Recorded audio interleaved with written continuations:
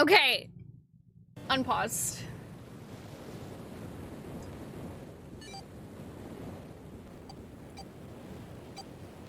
Oh, good. Nukes. Boat?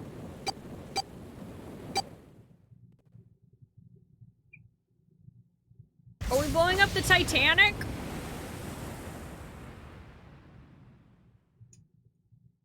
I think we blew up the Titanic.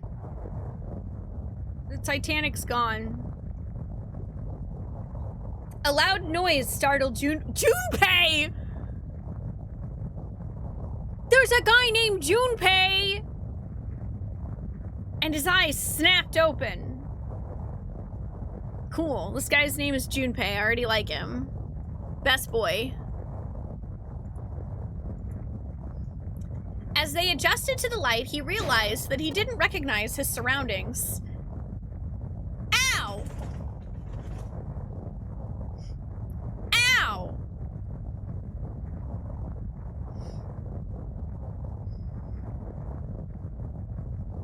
With a crack, Junpei's head connected with something metal. He rolled over and threw out his hand to steady himself, but he found himself groping at empty air. His balance lost and his still fuzzy mind struggling to understand what was going on, Junpei tumbled down to the cold, gray floor. Ouch! God damn it! What the hell? Junpei glared around the room, still trying to determine where he'd woken up. Okay, I'm really glad that I took the time to make a thing to flip between these, because I'm pretty sure I would drive myself crazy trying to do this otherwise.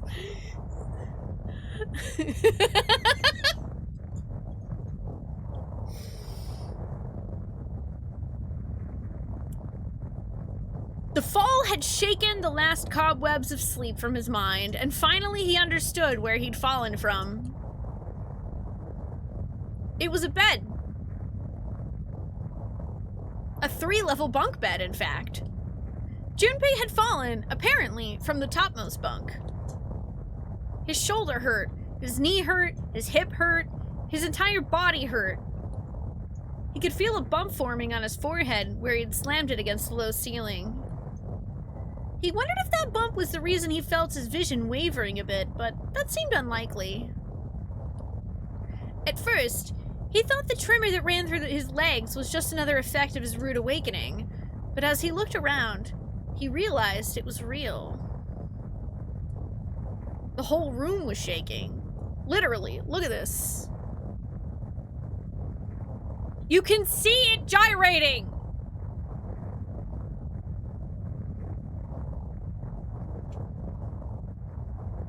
It's spooky. Yes, and now I have that button for other DS games too, which is great. Was it an earthquake, he wondered? It didn't seem likely. It was shaking far too quickly for an earthquake. Then again, Junpei had no idea what it was, if not an earthquake. He tried to tell himself it was important. Junpei rubbed the growing bump on his head and gingerly climbed to his feet. His balance regained, he finally took his first good look around the room.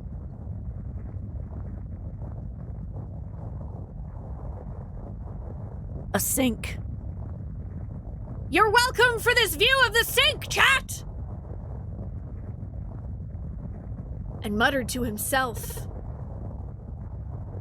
where am I? His pain momentarily forgotten in the face of the confusion of his circumstances, Junpei looked around the room once again.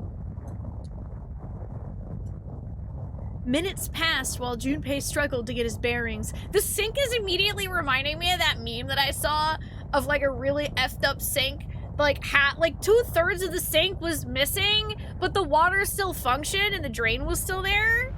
And it said crumbling sink Azula. Fifi Dirk. And I It made me really happy. Twiggy, thank you for 41 months. Hi, I hope you're doing well. Oh, that's true. During chaotic games, we could make a redeem just to switch the screens arbitrarily. Then, as suddenly as they had begun, the tremors ceased. A cold silence fell over the room. From somewhere far away, Junpei could hear the sound of metal squeaking. He felt his stomach tighten. There were 1,000 things the sound could have been, but none of the things he could think of were good. In an attempt to distract himself, Junpei looked around the room once more. Crumbling sink Zula, the mic Rula, the old schoola. Yeah, keep an eye out for crumbling objects outside, Dub, to see whether or not we're actually in Faramazula.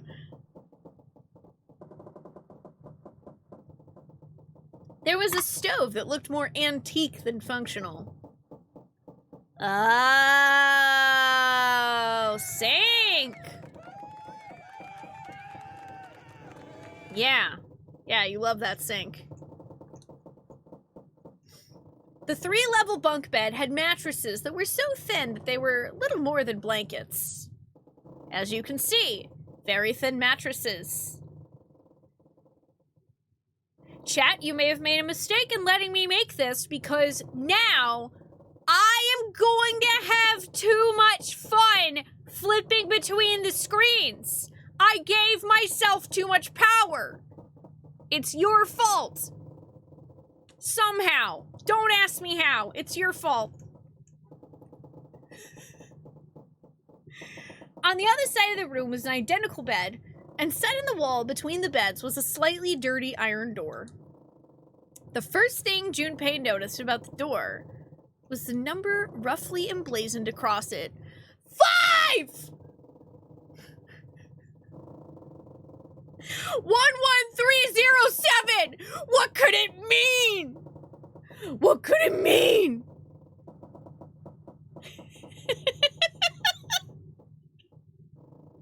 Thank you, Circus and Divas, for the 5 minis. Too much is relative.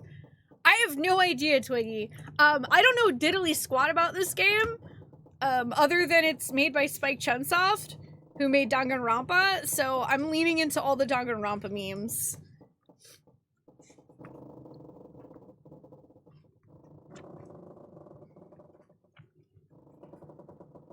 Yeah, 11307. I don't know what that could possibly mean.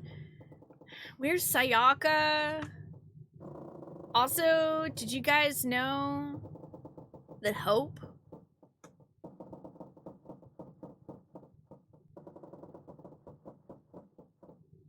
Do you know Hope's an anagram?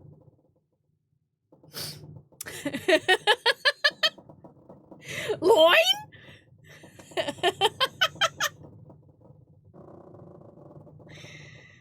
On the surface of the door in red paint, someone had written 5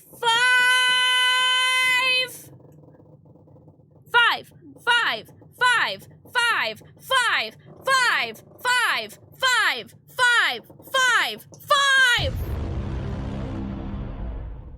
Meet the unbone. 5 5. What's this 5 mean? Suspicious and still utterly confused, Junpei approached the door. Slowly. Standing at last in front of the door, Junpei grabbed hold of the L-shaped handle. As opposed to what? Like the G-shaped handle? What other shape would it be, man? X-shaped? Z? I mean, I guess it's not a round handle, but...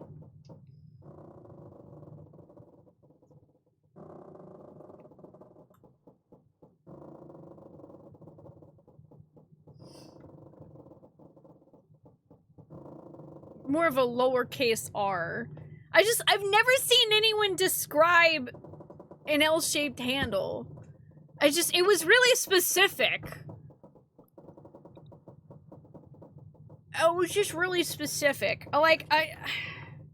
That's it. I'm getting my fucking here I go cursing again. I'm getting my Danganronpa notebook! That's it. The despair coffee's coming out. Dum dum dum ba dum bum ba dum bum bum bum ba dum bum ba dum bum bum bum dum.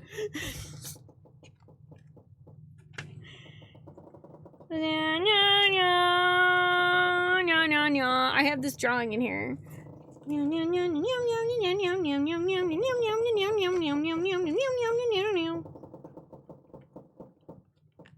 This was my journal, but now it's for this. This apparently was something I used as a journal in 2019.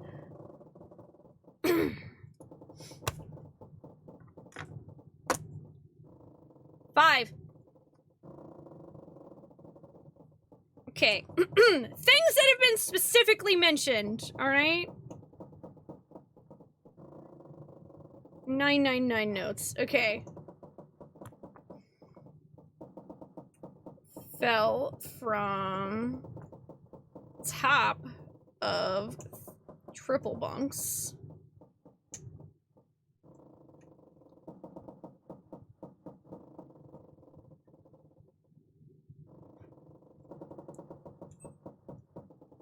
Door 5 with L-shaped handle.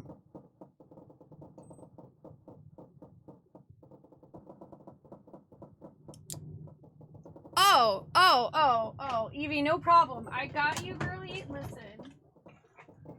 I don't know where my other fucking notebook is. Oh, here, maybe? No, that's not a notebook. Somewhere in here, I have another notebook that is literally completely full of my notes from Danganronpa 1 and Danganronpa 2, where I literally had a page for every single character in the game, and I wrote down information about them, things that they said, things that they did, when they died. I'm an expert. I got you. Oh, so sorry. I just gotta text Angry Trees real quick.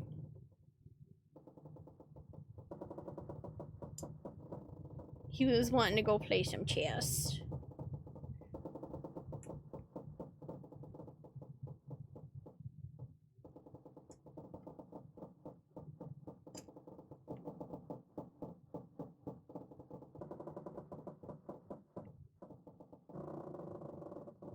Okay, I'm also saying chat says hi.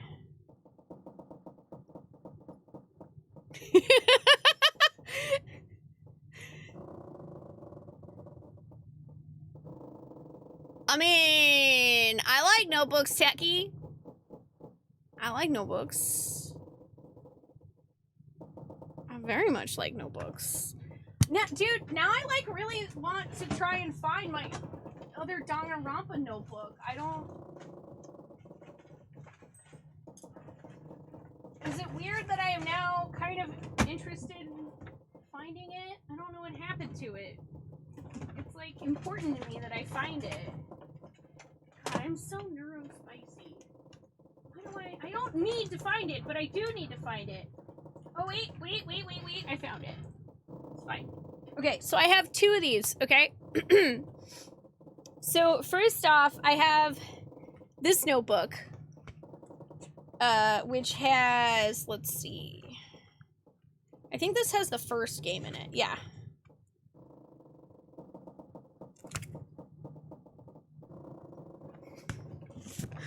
I don't know if I can get this to show up, but these are... Hang on. Danganronpa notes. literally I have like all of the characters and what voice I did for them and what they were like especially good at. I had like individual chapter notes that I wrote down. And then I have Danganronpa 2. Which, again, I would like to point out that literally one of the first things that I wrote down for Nagito in Danganronpa 2 was that his name is an anagram of Makoto Negi.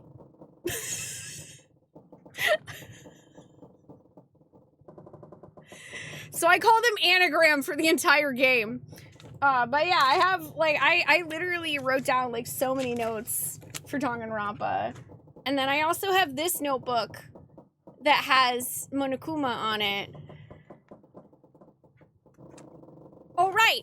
I wrote a nicer version of my Danganronpa 2 notes in this. So, yeah, I have like a way nicer version in this one. And then I have like chapter-based observational notes. I drew one of the that stupid shape puzzle. I hate that place.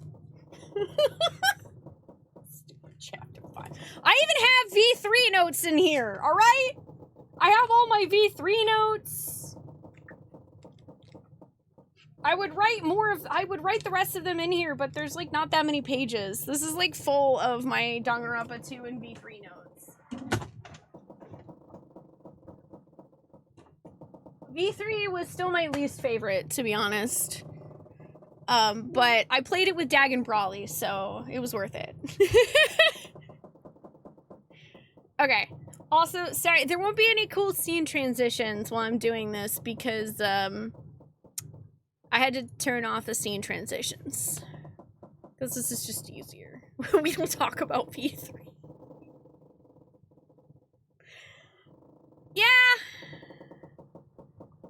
A little bit.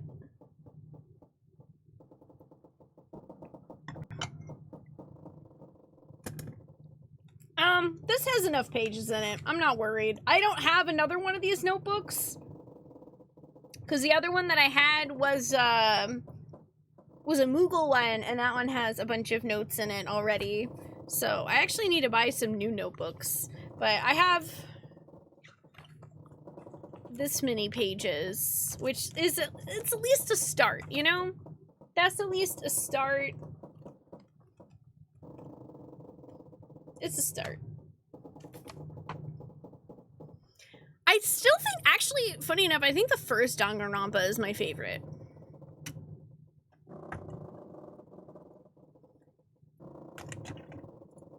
And I think that's just because I thought the story was really, well done. And I mean, I liked the second one. The second one has my favorite characters in it. But I liked the story of the first one more.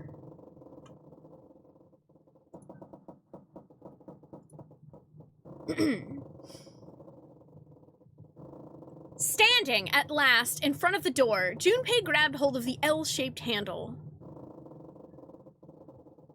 A push yielded no movement, and a pull the same result.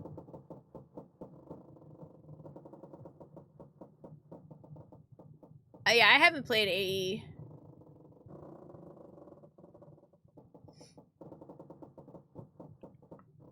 Honestly, I think the reason why I didn't like 2 as much is the frickin'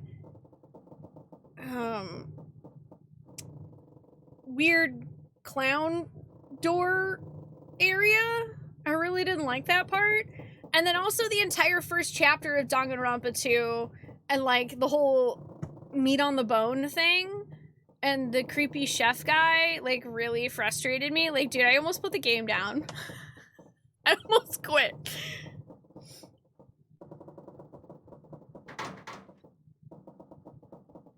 A few more tries cemented the truth in Junpei's mind. It wouldn't open. It didn't matter how much he pushed and shoved. The handle wouldn't budge. Ooh, that's very ornate looking. Hi, Ryo, how are you doing? Next to the door was an odd-looking device that reminded Junpei of a card reader. It didn't take a genius to figure out that the odd-looking device was keeping the door shut. Junpei knocked hard on the door. Hey! Hello? Is anyone there? Open the door! There was no response. Junpei threw his left fist into the door. Oh, that's... and stopped. I was like, don't throw your fist into the door. You're gonna break your freaking bones. What the hell is this?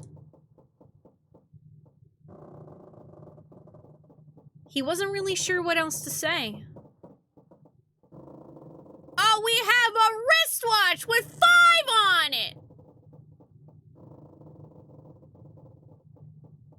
5, 5, 5, 5! 5!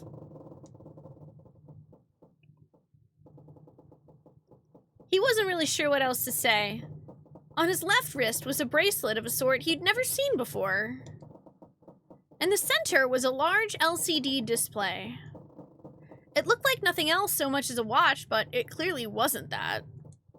After all, it showed only a single number. Maybe it's a single number watch, Junpei. What do you know? Have a good night, Twiggy. Thank you for joining us. You rest well. 5? That's the same as the door. True, the numbers were the same, but he had no idea what that might mean. All he knew was that it was strange and new, and he wanted it off. Junpei flipped his hand over as if to remove a watch, but...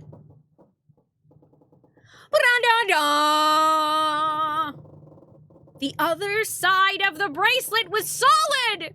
No buckle, no clasp, nothing. I hope you're ready for nothing! He sighed and flipped the thing back over. There were a number of rivets around the rim of the face. Perhaps... He pushed them, but nothing happened. Yeah, he do look kind of ripped, though. Nothing? Tra-la-la? On a watch, they might be dials for adjusting date or time, but on this bracelet, they did nothing. Junpei was at a loss. What was he going to do? Growing more desperate, he began to tug at it. However... Damn! It's no good! Damn thing won't come off! A steel ring ran from the face around Junpei's wrist and back into the face. He wouldn't be pulling the bracelet off anytime in the near future. Yeah, that sucker's stuck on us. Yeah, Lumberjack Junpei with that flannel. I mean, it is fall, Scala, so this is very fitting.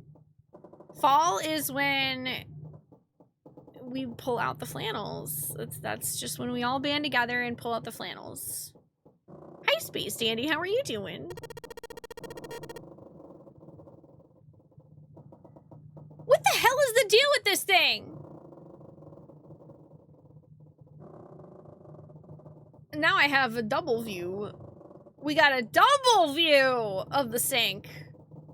Hot Lumberjack Fall. Man, I need to find my flannel so I can wear it for this, I guess. Okay, we'll set the notebook there. Frustration and desperation were beginning to mix as the reality of the situation began to dawn fully on Junpei. So much was happening and none of it made sense. Junpei felt as though he were about to explode. Where am I? Ah! That's the sound of exploding. And why the hell am I here? Why? Why? What the hell happened to me?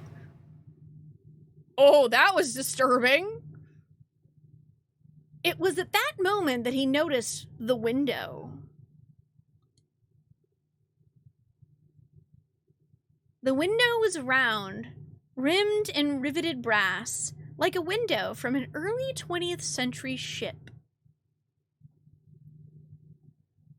Look at the window! It's on the wall! We're trapped in an early 20th ship, y'all. Ah, shit, we're number 5. Ah, shit. The second story window? The second story window?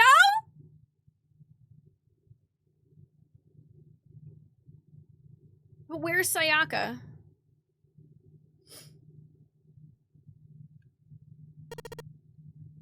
What? Wait, am I on a ship?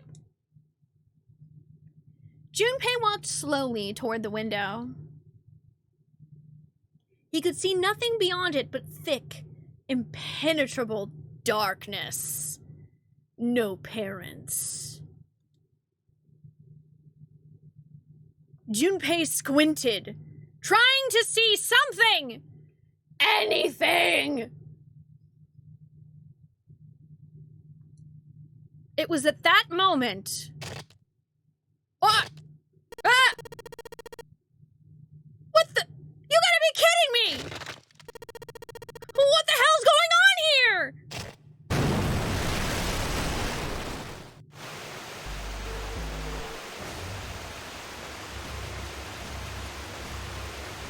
A crack split the glass of the window, and for a moment, Junpei stared at it. Then the window burst, and water began to pour into the room. And we're spending time talking about it instead of trying to figure out how to leave.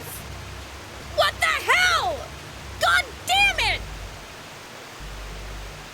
Junpei yelled and spun around. His feet slipping on the water already coming through the window, he ran for the door. Hey! Anyone! Is anyone there? Come on! If you're there, say something!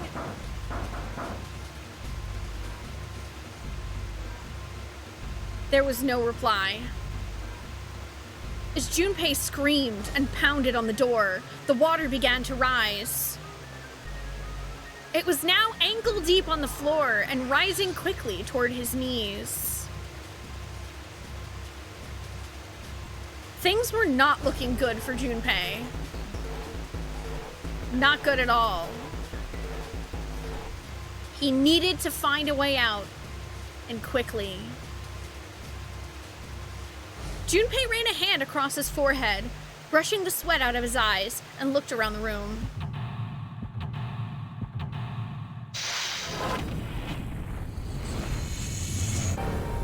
Seek a way out!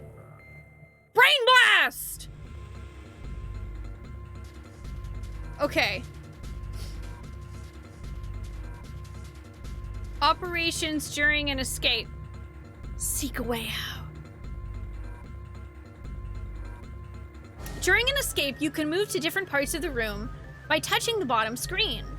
Since many areas require very exact selection, we recommend you use the stylus. Searching during escape. During an escape, you can touch the background to search anywhere in the room.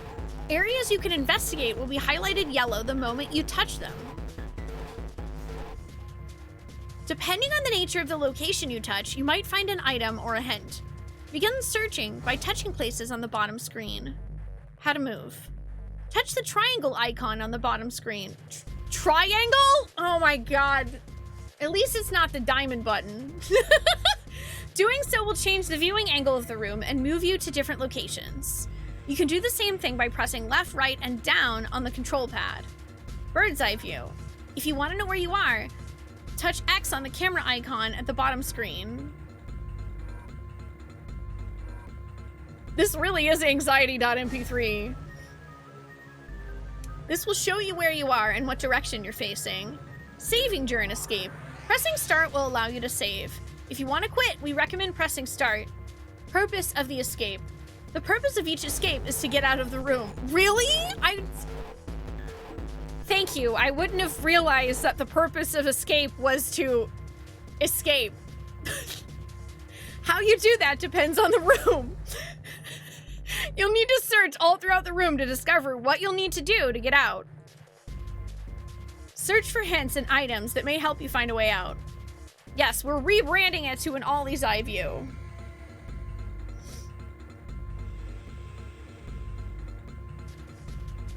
Water just keeps pouring through the window. It's like a waterfall. I don't think shoving something into the window is going to stop the water. In other words, if I don't want to die, I need to find a way out of this room. I have to figure this out. Well, there's a card here. About items. During an escape, investigating certain parts of the room will allow you to obtain items. Once you've obtained an item, you'll be able to go to the item screen. Touching L on the top left will take you to the item screen. I actually don't know, Nexus. That's a good question. I'm not sure when escape rooms IRL became a thing. While on the item screen, you'll be able to investigate, hold, and combine item combinations. If you want to investigate an item you found, touch the icon for that item in the item screen, and then touch search in the top right corner of the bottom screen. What is... Okay, triangles. Note from bulletin board that is triangles. All right.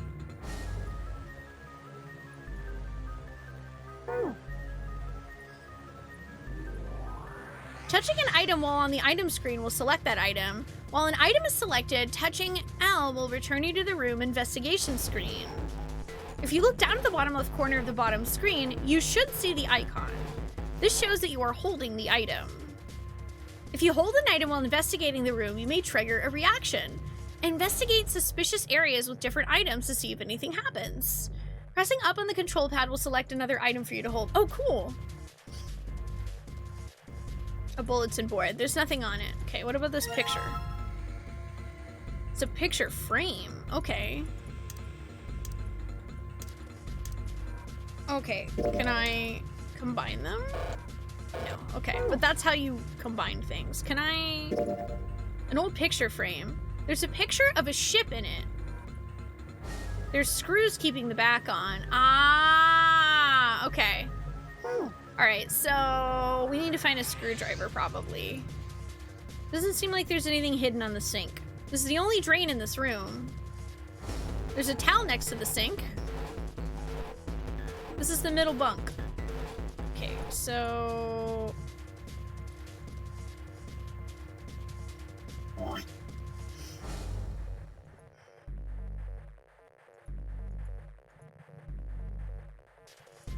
Let's see...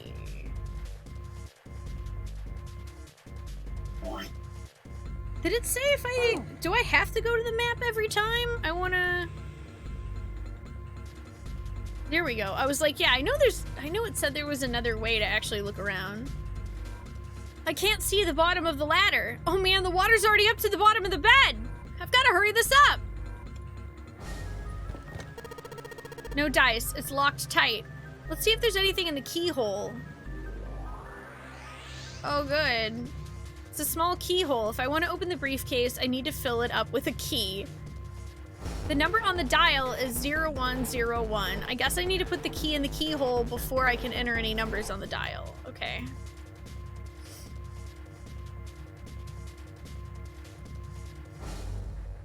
This is the door to the stove. Well, it opens easily enough. Sure wish the door to get out of here was that easy to open. Aha! Screwdriver. Perfect.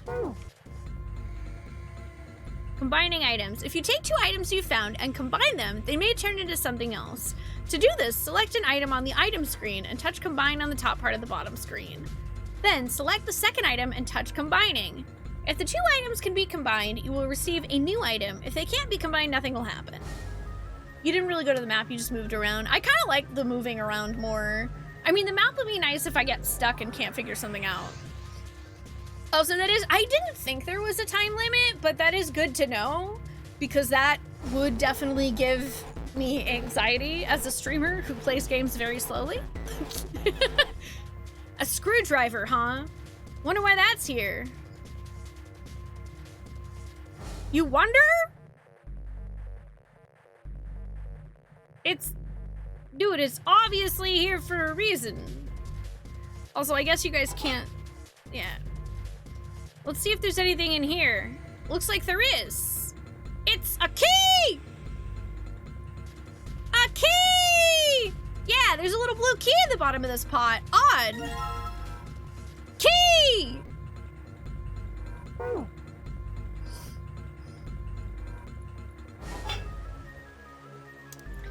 Okay. Here's what we're gonna do. We're gonna combine the screwdriver with this. The screwdriver got the screws off easily enough, and here's the picture. It's a picture of an old cruise liner. Ah, and it has instructions on the back. Okay, so I can't, like, combine those. All right.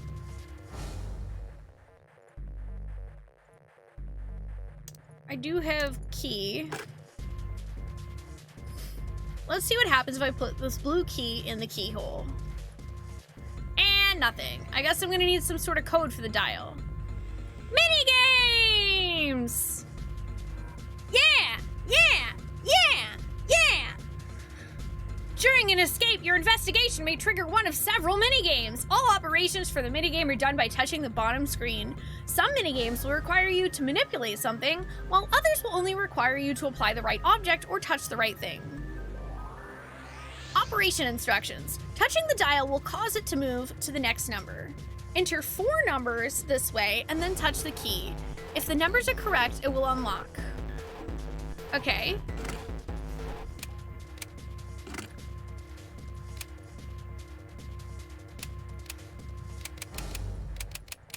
What about 0101? Or was that, am I just thinking of what was on here already? Yeah, that was already on here. I think I need more information. Might make me feel better. Not gonna help though. Alright, Junpei, don't freak out. Keep it cool and look around for some more clues. It's the same code on my luggage. Okay. No. I know that I'm still learning the controls too. Alright, so let's back out of that.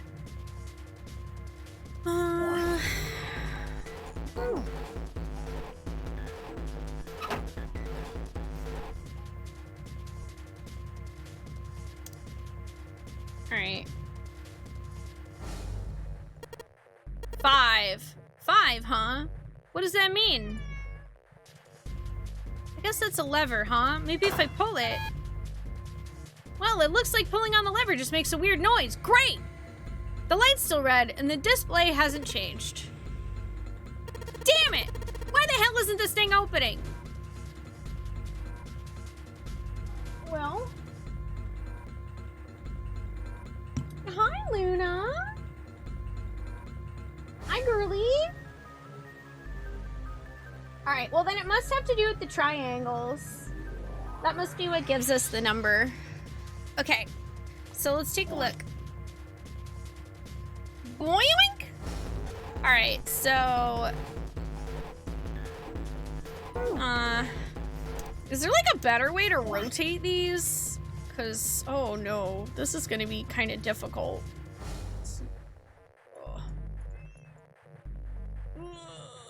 I just want to rotate it.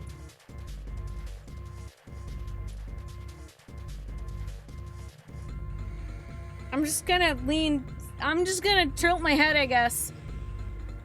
Hi, Luna. Because I'm using my mouse, not a stylus. Hi, baby girl. Oh. Sorry, hang on, y'all. Kitty needs pets. Alright, so we have... Okay, it looks like from left to right.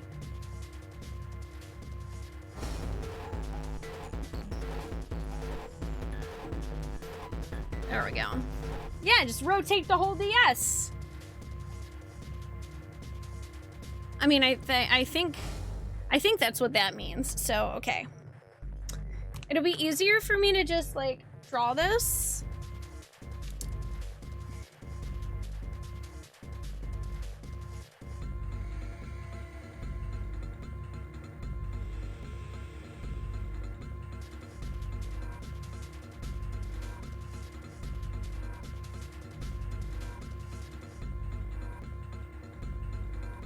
Also, it's all good, Evie. Yeah, I tend to play games, I feel like most people would say very stubbornly. It's a good way of putting it. I like to experience things without, like, hints and tips, because as somebody who grew up with 2 older siblings, I oftentimes didn't really get the opportunity to solve games myself. Either because I was a small child, so I couldn't beat the game at all, or my siblings would understandably get frustrated with me because I was a child, and my mom forced them to play a game with me that I really probably shouldn't have been playing.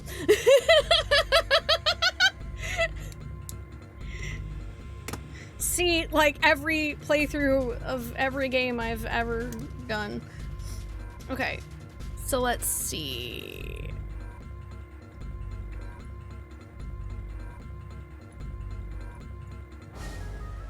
So I am super sorry in advance, but you're probably going to be doing a lot of hand sitting. Yeah, it's an understatement. What do you mean? Spending 4 hours in the Breath of Fire 3 desert solving it by myself, only to realize that I didn't buy water like the game told me, so my characters had less than 100 HP each and there was a boss to kill. And instead of going back and getting water and redoing the entire desert again, I said screw it, and I just fought the boss until I won.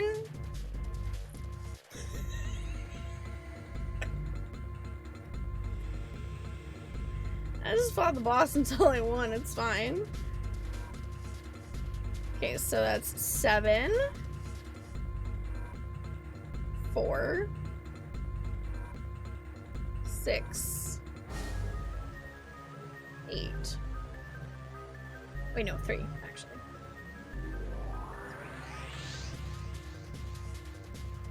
3, 7,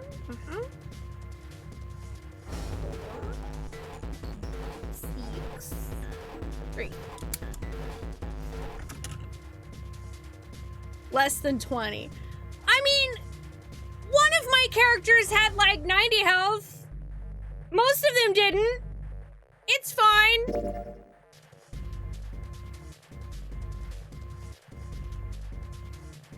Someone wrote a bunch. I guess you can also click on it. That's not as fun. That's not as fun as physically looking at it, so I'm not gonna do it. Imagine me using dialogue. Funny joke. Funny joke.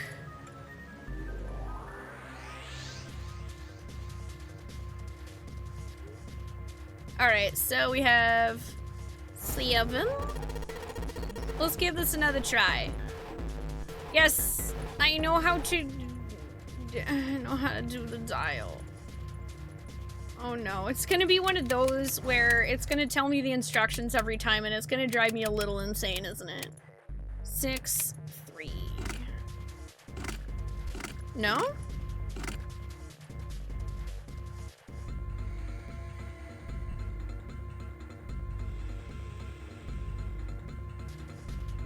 Unless the arrow was like opposite or something. No, that doesn't make sense. There's only 5. Oh, interesting. There's only 5 numbers there. Huh. That's weird.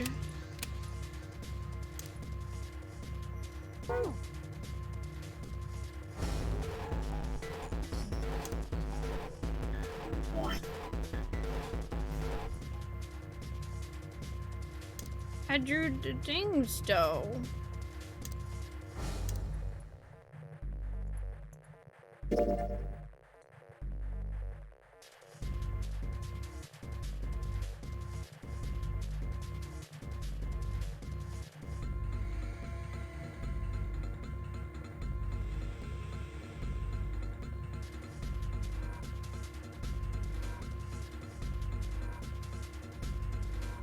Okay.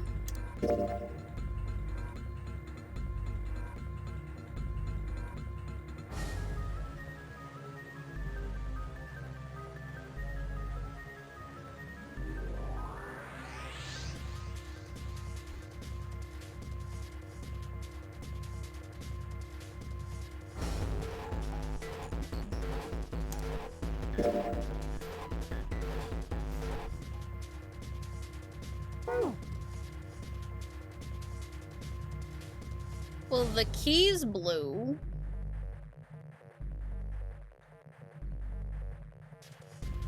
I don't know if that has anything to do with that specifically.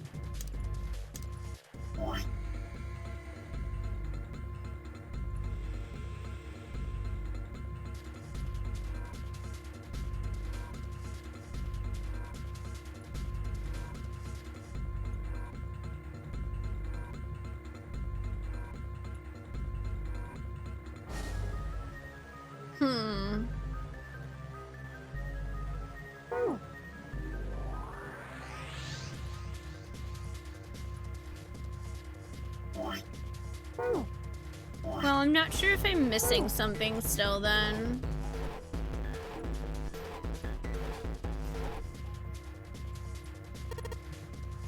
All I'm gonna find here is that pillow. Damn it, isn't there anything else I can use? There's a pipe at the other end of the bed. There's nothing up top. Okay. And look at this curtain. Ah! There's a red suitcase. Okay. This is just like the blue briefcase. Yep, there's a lock on this one too, and it's not opening. There's a small keyhole right next to the dial. Oh, that must have been what I heard.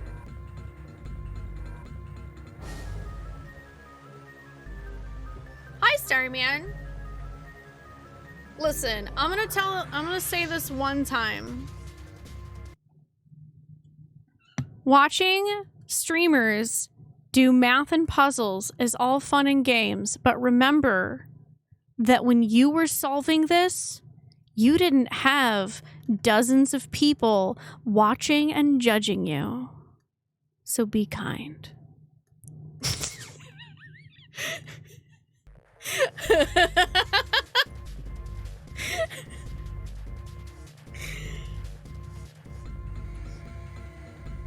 Also rewind.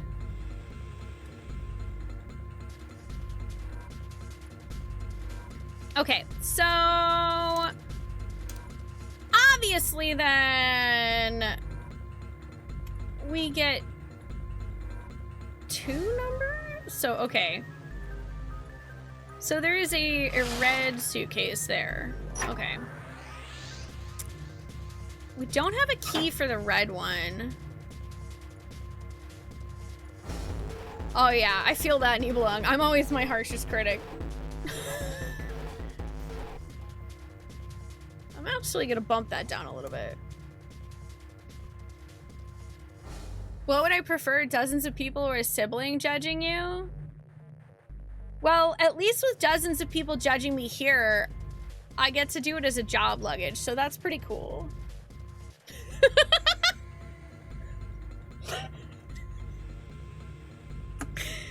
Okay, so 2 of these then are red and 2 of them are blue. So, okay, obviously the color does matter then.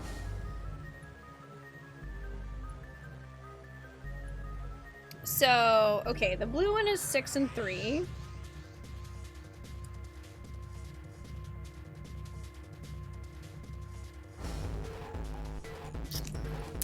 I just don't feel like I feel like I'm missing something here.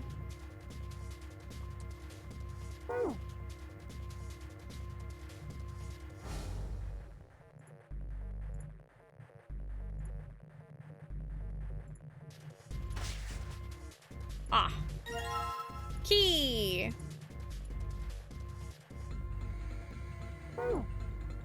Okay, cool. I got a red key.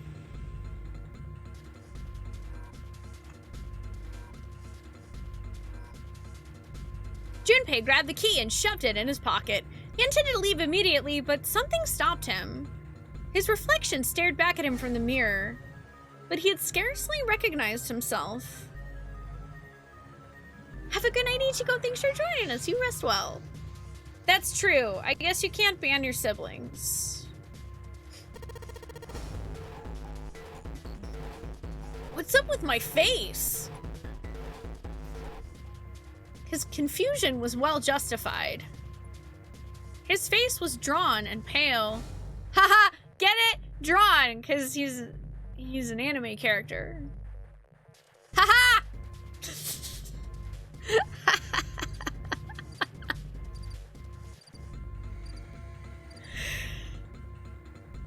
And the dark circles under his eyes made him look as though he was nearly dead. Man, what the hell happened to me? How did I end up here? Even as he said it, something in his mind opened and a memory bobbed to the surface. It was the last thing Junpei remembered before waking up in the strange room. I'm gonna assume it's on this one. No, it's not. I'm never going to be correct about what screen is the main one. It was past midnight when he came home. Junpei shuffled up the stairs and opened the door to apartment 201.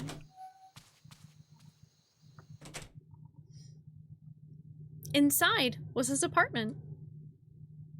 A small one-bedroom affair that ran him about $630 a month. Yo. That's cheap, dog. He moved into it when he entered college, and so far he'd been there for 3 years and 7 months.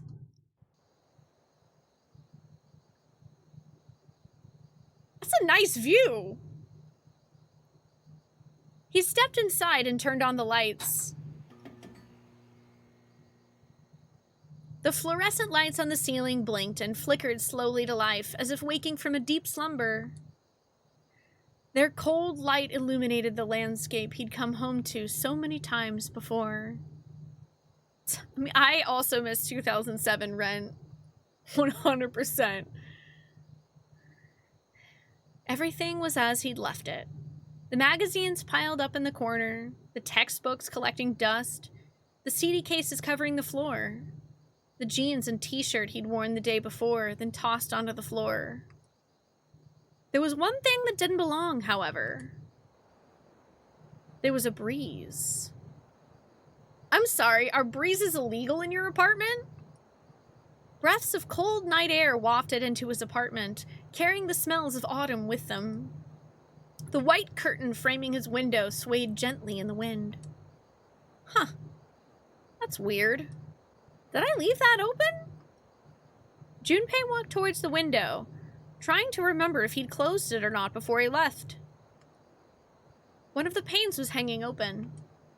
He stuck his head out and looked around. Nothing seemed out of the ordinary. Junpei shrugged.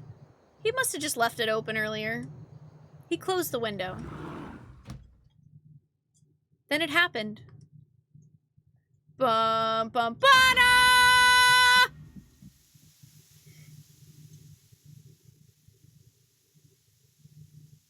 It happened!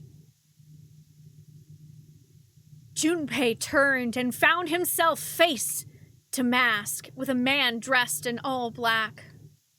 The man wore a deep hood and a bulky gas mask. His face was entirely hidden.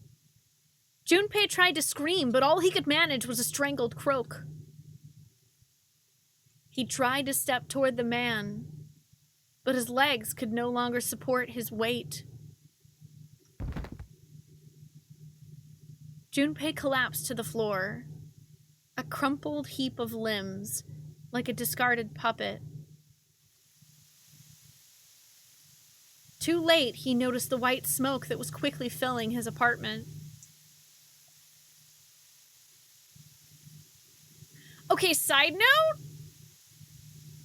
Y'all, the use of language in this game slaps. This is well written. It's refreshing. My brain's like, oh my god, we don't have to play Silent Hill, the visual novel? Holy mackerel. A small object, shaped distressingly like a grenade, sat on the floor in front of his face, hissing.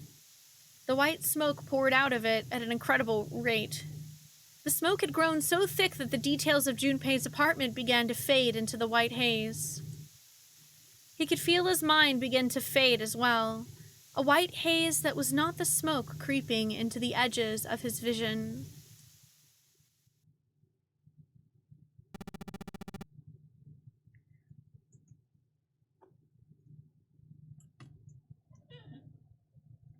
Consider this a privilege. You have been chosen. A rasping voice wormed its way out of the gas mask. It was cold and harsh, and distorted in some way Junpei couldn't put his finger on.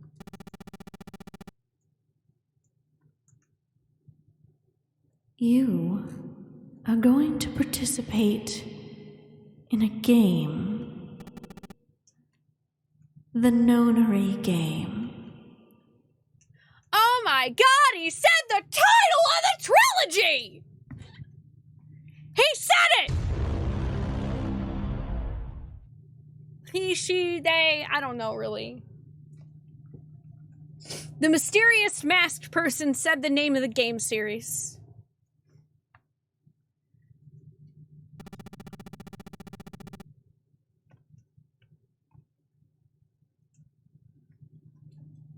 It is a game where you will put your life on the line.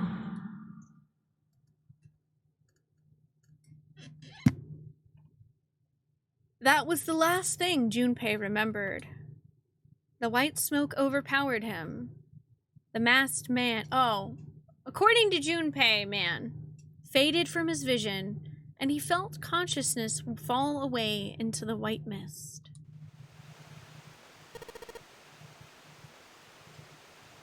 Well, we remember now. So that's probably good, right? That seems like a good thing that we remember what happened. Thank you, Scala. You gotta eat your Silent Hill if you want to have your 999. How many subs to play Silent Hill visual novel again? I don't know. Do you really want to see that item? Do you really want to inflict that on yourself again? That guy with the gas mask! That son of a bitch must have taken me here! As to who the man was, or might have been, Junpei had no idea. Indeed, he wasn't even sure that his assailant had been a man. Yeah, Junpei. Stop assuming, even though I did the same thing and had to correct myself. The voice had been cold and mechanical, likely passed through a voice changer, and the body had been covered in a thick cloak. Who was the man in the mask? You have been chosen. Junpei remembered that much, but what it might mean, that was beyond him. Junpei had no idea where he was or why he was there. There was only one thing from his memory that seemed important. You are going to participate in a game. The Nonary game. It is a game where you will put your life on the line. The Nonary game, huh? What the hell is a Nonary game? God damn it! With a yell, Junpei drove his fist into the mirror.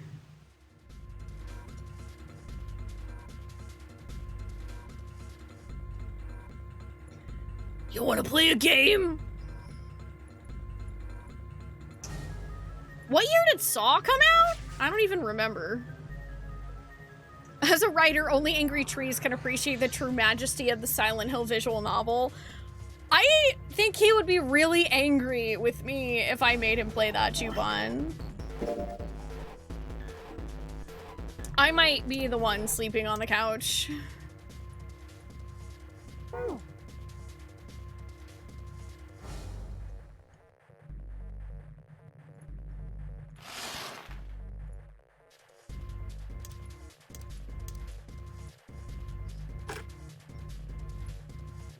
Red key. It's not opening. In fact, it's not doing anything at all. Well, all right. I take that back. I guess I can move the dial now. So it looks like I'm going to have to put in the right numbers and then turn the key. I do that, this thing should pop right open. Let's give it a shot. Okay, so I don't know if this is like a thing where... Like, are there...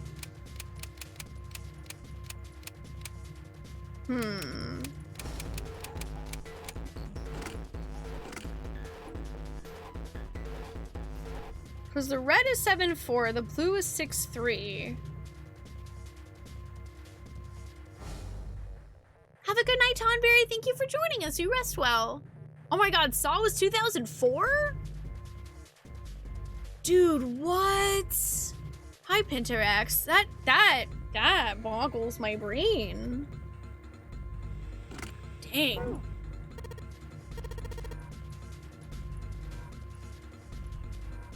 Yeah, the right number. Yes, I know.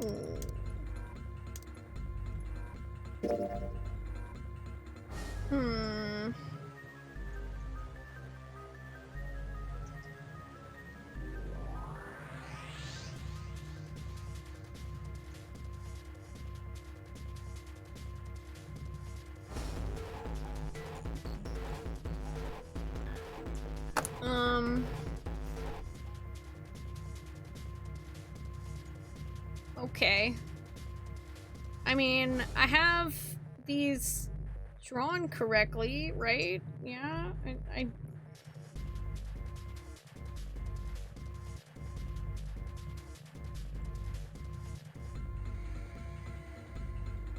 Those are blue and those are red.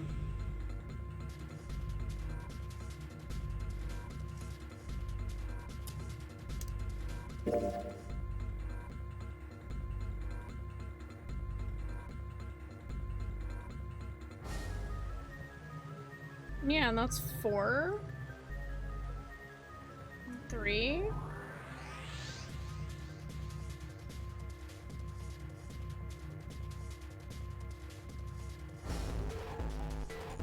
7 and 6. Okay, so I have the basic numbers, right?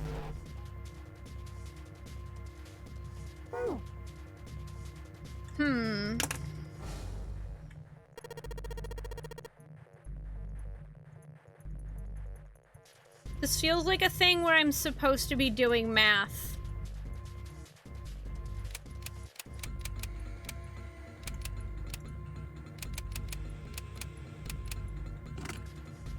Yeah, because, okay, I just wanted to check. I'm like, I'm pretty sure that this code isn't going to work here either.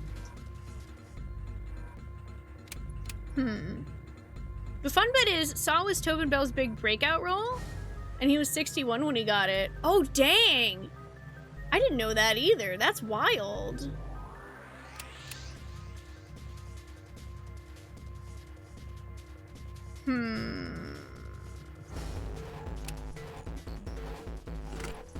Not me over here considering just trying every number, because why not? I shouldn't do that, though.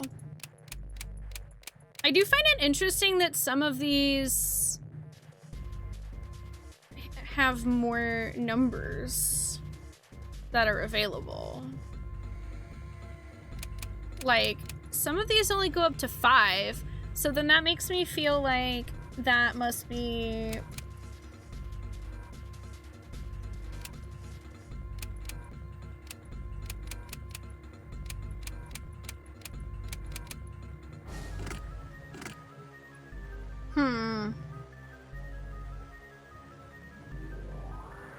I don't know.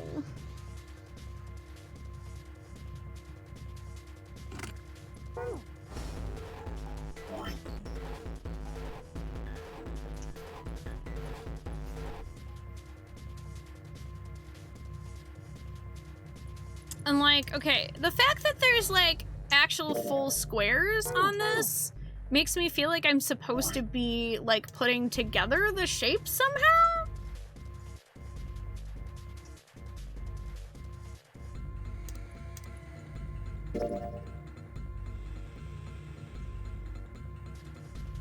Well, like that doesn't make sense because if you put 2 and 4 together, that makes 6, not 5. So I don't know what the hell that means.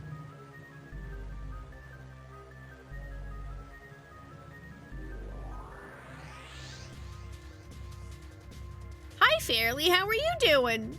Welcome to Spoonee Feels Too Dumb to Solve Puzzles.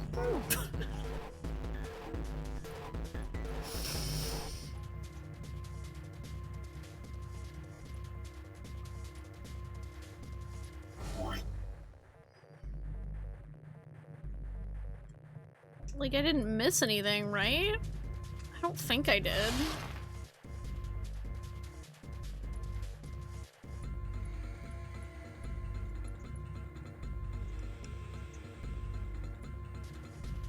It's a pipe. I know. I'll crawl into the pipe and find a way out. No, wait.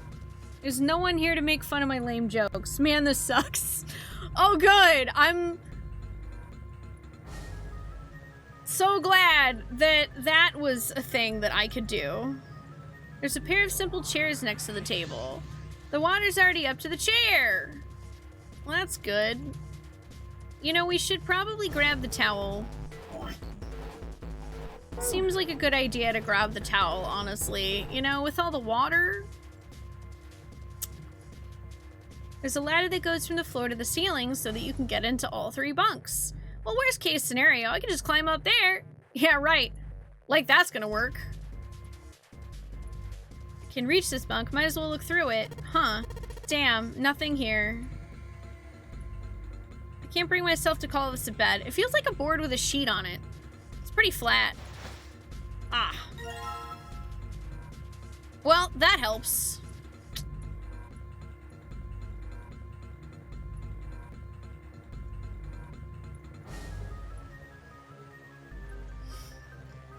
That's actually very helpful.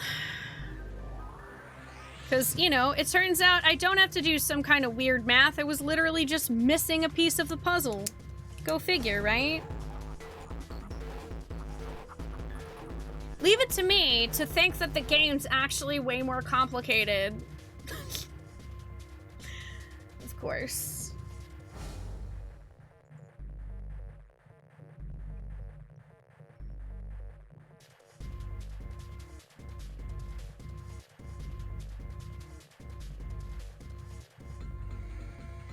Okay, so then that's the first part of blue. This is the second part of red.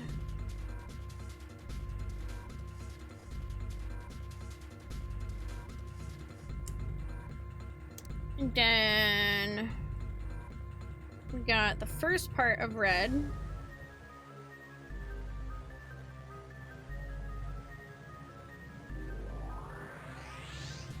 Oh, we got all the time in the world with that rushing water. Don't worry about it. Dom's Whack Tea. Hi, how are you doing today, by the way? And hi, Fairly. Oh, your brain was very empty today, so it was a Mystic Quest day. That sounds nice, though. I'm trying not to give myself too hard of a time in solving puzzles. Okay.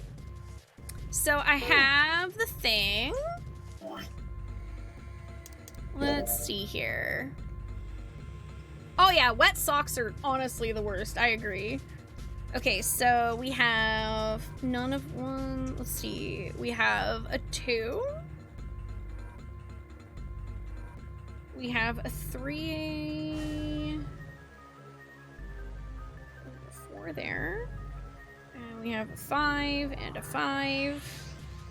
Okay, and then we have a 6. And we have an 8. And we also have a 7. Okay. So we should be good now. I'm gonna go ahead and swap over to this for you guys.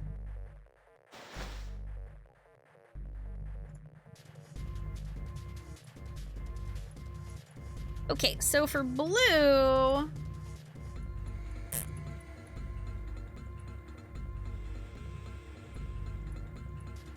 Well, you know, Evie, considering you were on a boat, it's probably salt water. So, you know, even if drinking that much water in general wouldn't kill you, the salt water definitely would. Oh, all right. I guess I got something incorrect here because that is apparently not blue. Have I got anything blue? Yes, I know.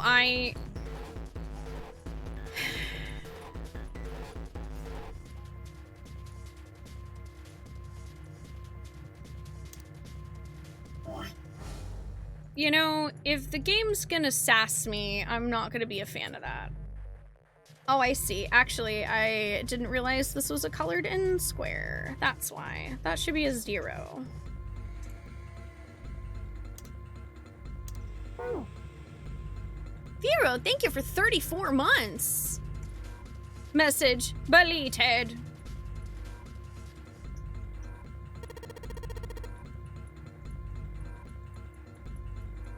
I forgot to color in the square, so I put the wrong number.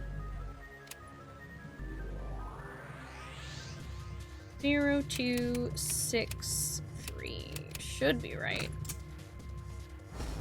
Yay! Let's see if these numbers work. A turn of the key and hey! Looks like it's working. Yes! All right! Let's open it up!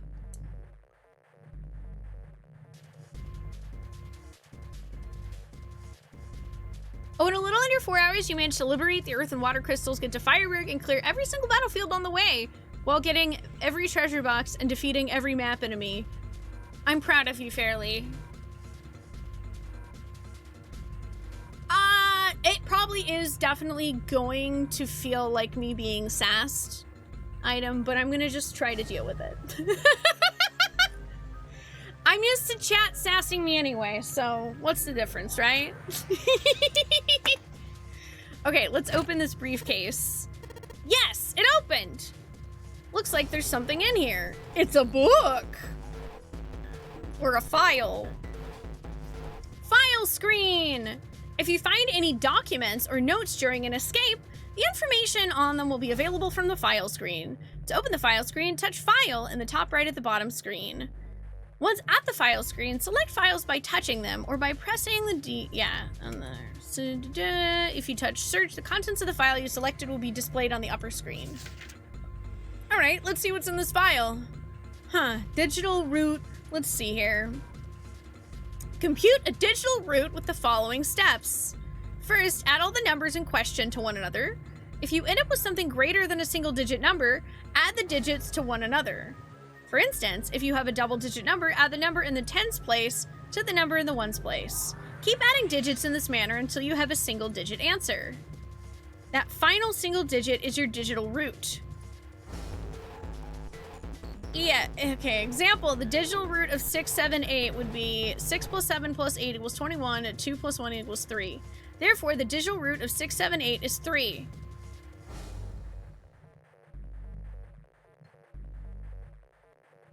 Well, I know why Item Finder Muriel likes this game now. It has math in it.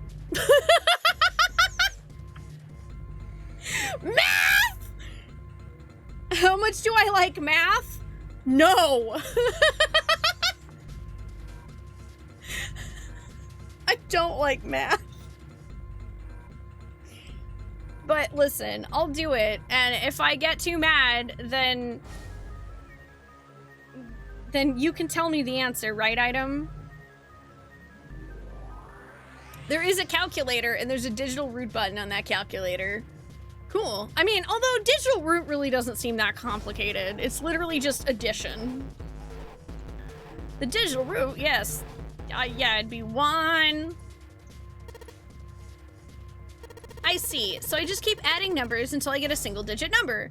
Looks like there's something on the back of this thing. A notebook, a pen, a calculator, and a stack of key cards. Huh. A stack of blue key cards.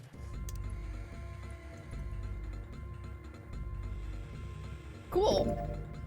Looks like some key cards. There's a number written on each card. 6, 7, 8. Does that mean something? New material has been added to the file screen. There's a calculator!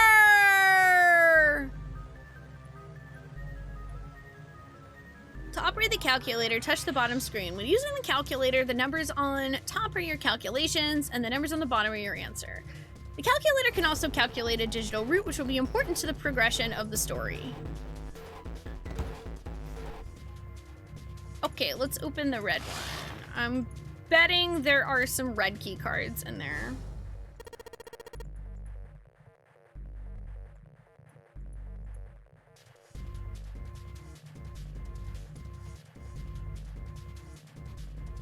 Well, if it were calculus, the joke would be on me because I never even took pre-cal. I went to college for an English degree. You can ask me to analyze any piece of literature you want, but don't ask me to do calculus. Yeah, I unlocked it! All right. It's opening. Yep, some red key cards. There's number 1 on each one. 1, 2, 3. Okay.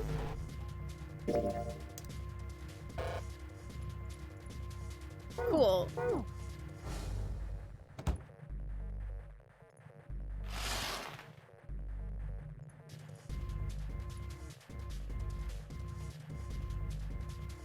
What's the literary meaning of Pong?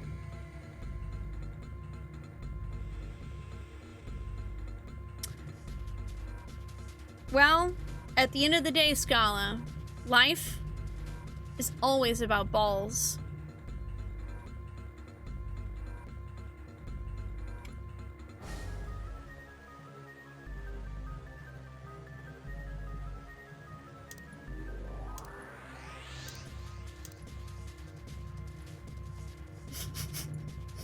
Pretty sure this is where I'm supposed to use the cards. All right, let's slide this card and see if it works. And... Nya, nya, nya, nya. Werner Herzog dropped to tell us what Pong means. He would. Related, have I seen Challengers? I haven't, actually. Shit just goes back and forth until it doesn't and you're dead. Exactly. But legit, one of your favorite literary theories of all time is Pong is queer from the amazing book Video Games Have Always Been Queer. I would like to hear about this. Also, Romeo and Juliet is the weakest Shakespearean play. I will fight you.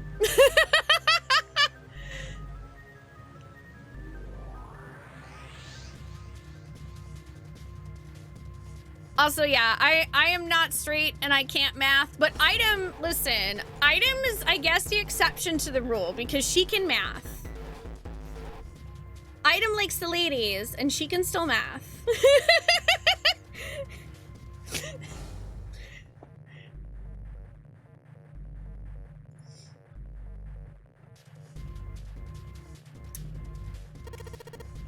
Well, yeah, it's literally supposed to be a tragedy, though. Shakespeare only wrote tragedies and comedies. That's what they were. Midsummer Night's Dream? Comedy. Romeo and Juliet? Hamlet? Macbeth? Tragedies. Me at the gay bar like, I showed you my digital route, please respond.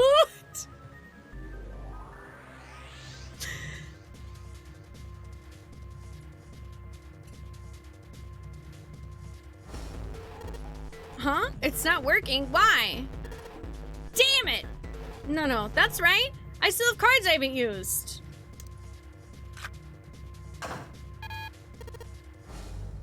Damn it, not again!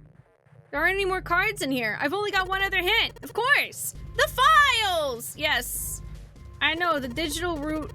Uh-huh. There's a 5 on the door. So I have to get a digital route of 5? I'm not really sure about this. Whatever, it's worth a shot. Let's see if this works. I'll just slide the cards to give me the digital root of 5 through the reader. Okay, cool. It is gonna let me pick cards.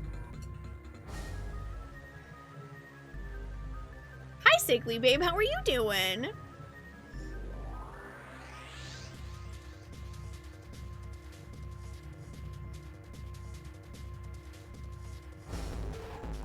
I'm just gonna forget the histories. Yeah, we don't talk about the history plays that Shakespeare wrote and specifically had to write them to appease to royalty. So he basically had to lie out his ass about history. We don't talk about that. Even though technically Macbeth is also written specifically to appease one of the kings. I forget which one, but literally MacGuff, or whatever his name is, becoming king at the end.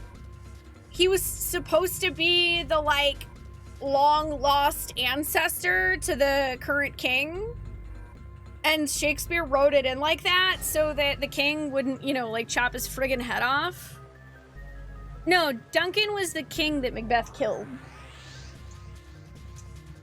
No, I mean the guy that became king after he killed Macbeth at the end.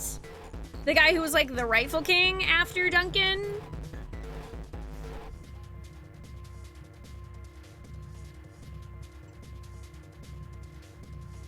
You mean Richard III wasn't a cartoon villain?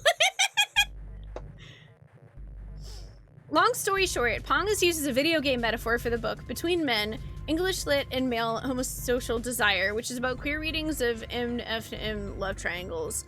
Oh.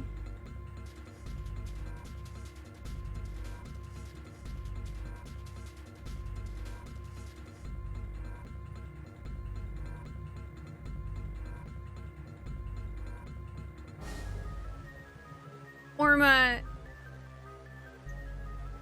you know, I feel like if I hadn't known you in this chat room for so long, I would actually think that you were being serious. So, but I do, so I'm just gonna laugh.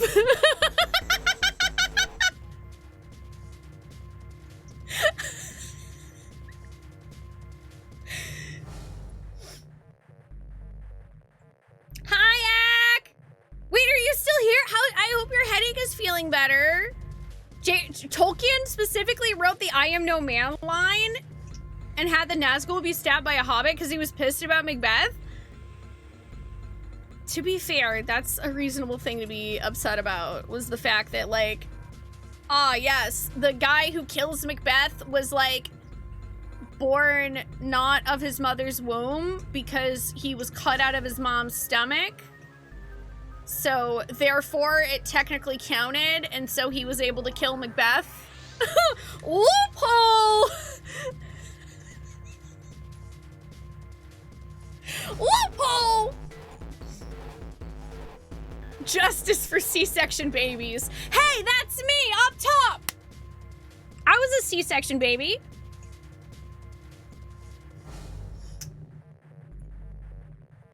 It me. It is. Dark Bath helped. Yay! I'm glad to hear that, Ak. We're doing math. Okay, so I need 5. You were a crash C-section. I mean, yeah, like, technically any woman could have killed Macbeth. It just, you know, unfortunately, women weren't really given that kind of role in the 1600s. Like, literally, I want a version of Macbeth where instead of Lady Macbeth, like, going crazy because of all the blood on her hands, and her just, like, dying of despair over what she'd done, what if she just, like, turns on Macbeth and kills him and becomes, like, the ultimate queen? I want a version where Lady Macbeth becomes the ultimate baddie.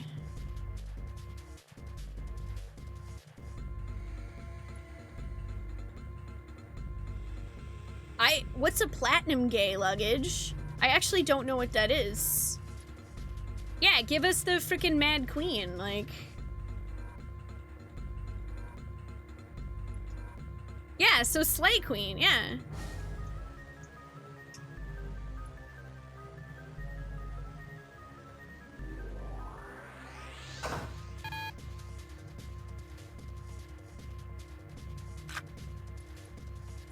Oh, I actually did not mean to click on a card at all.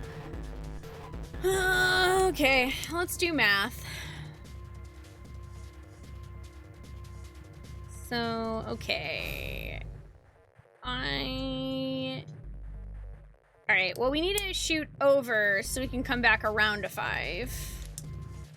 Lady Macbeth Crusader Kings playthrough, yeah.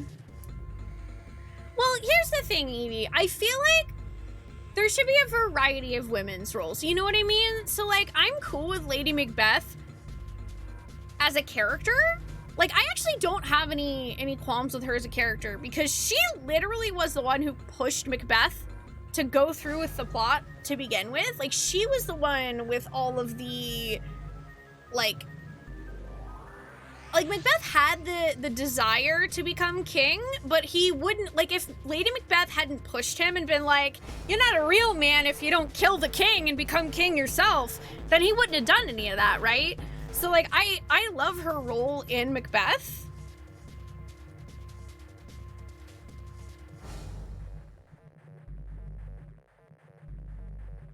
The Witch King wasn't, like, immune to men, he just misinterpreted a prophecy. He thought he was destined to not be killed by man as in mankind. Ah. But yeah, it turns out, actually he was intended to die at the hands of a hobbit. Though, you know, I also kind of like, well, the hobbit and a woman, technically both of them were like pretty 50-50. Pretty much 50-50 credit on killing the Witch King. He was stabbed twice by a woman and a hobbit. And I love Tolkien for that.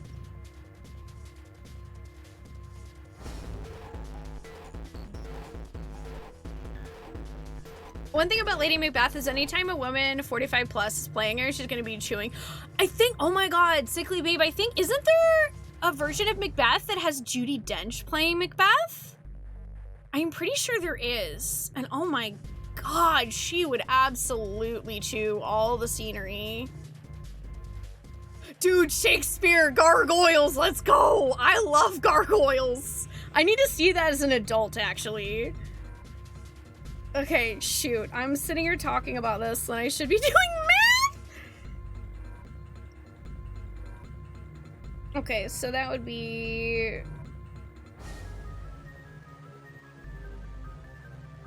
Actually, okay, that's close. So, alright, we need 7...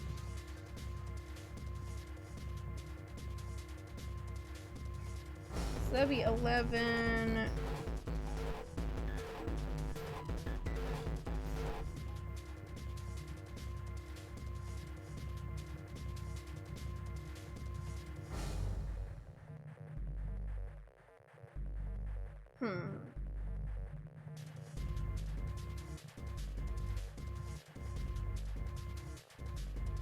Yeah, okay. 761.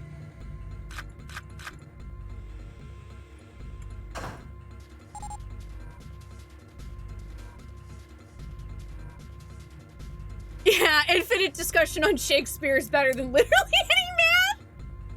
Hi, NRL, how are you doing? Hi, VC Get Down, how are you doing? This is my first time playing this game. I'm like casually doing math while also as somebody who was working on a degree in English back many years ago when she was in college, just casually also discussing Shakespeare.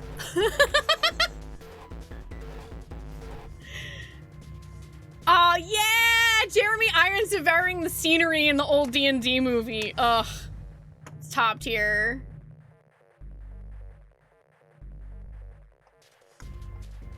All right, I think that's gonna work. There we go. That's a new noise. Huh. Did it just unlock? Well, that light was red and now it's blue. No doubt about it. One light's red and the other's blue. Nothing's keeping me in here now. Time to go. don't need to screw around with that thing anymore. I need to get out of this room fast! The only door in and out of this room is right next to this weird device. Yes, I know. I'm clicking on the door to leave. Skedaddle. You found it! You found it! You found it! Nice. That's the good serotonin.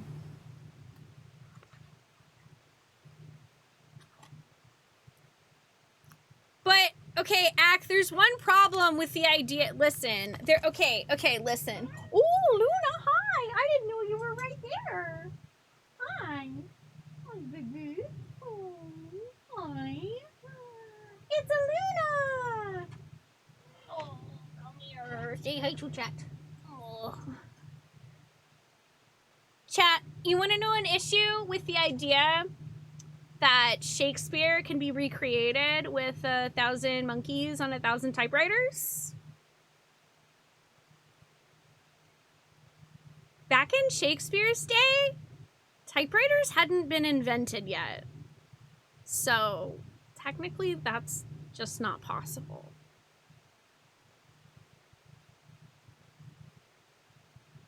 Gotcha.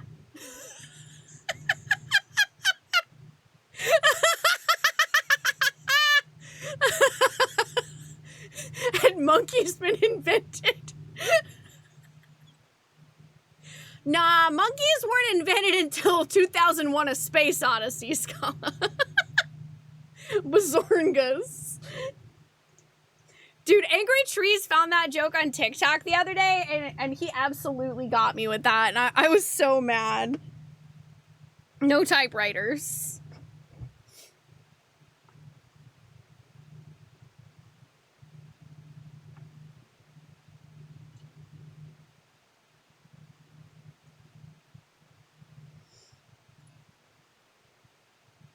Yeah, but did he actually have a typewriter, Ack?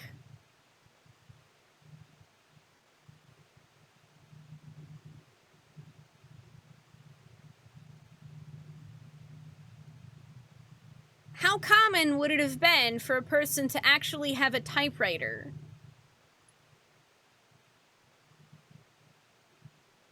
Because, like, the original printing press, like, that shit took forever. And you wouldn't, like, write with that. Uppercase letters are named that because on old typesetting machines, they were literally stored in the uppercase. Oh, that's cool. Alright, now, okay, listen, now I just want, like, a movie version of Shakespeare where he tries, like, he can't think of the next play to write, right? So, instead, he hears of this mystical typewriter object, but he has to go to the unknown land of China to get it. So it's like him in the 1600s trying to travel to China to get a typewriter. And then along the way, he also collects a bunch of monkeys, and then they write Romeo and Juliet for him.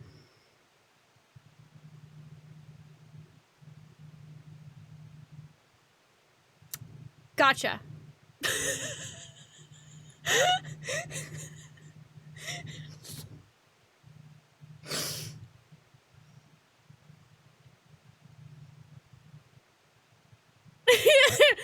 Shakespeare and Marco Polo go to White Castle?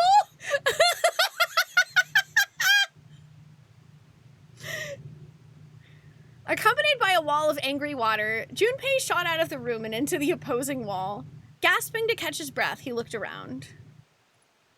He was in a narrow hallway. The water that had followed him out of the room was rapidly pouring out of the door. It flowed quickly down the hallway and slammed into the foot of the short flight of stairs. Just 5 steps, in fact. 5! 5! And at the top of the short staircase, a door! Another door! doesn't have a number on it, though. Nah. I'd rather go with the bit of him collecting 1,000 monkeys, Toyker. That's way funnier. Making your dinner with someone dead or alive, Shakespeare, so you can make him read My Mom Sold Me to One Direction. Wait, is that a thing? Hold on. What is My Mom Sold Me to One Direction? Is that like a fanfic?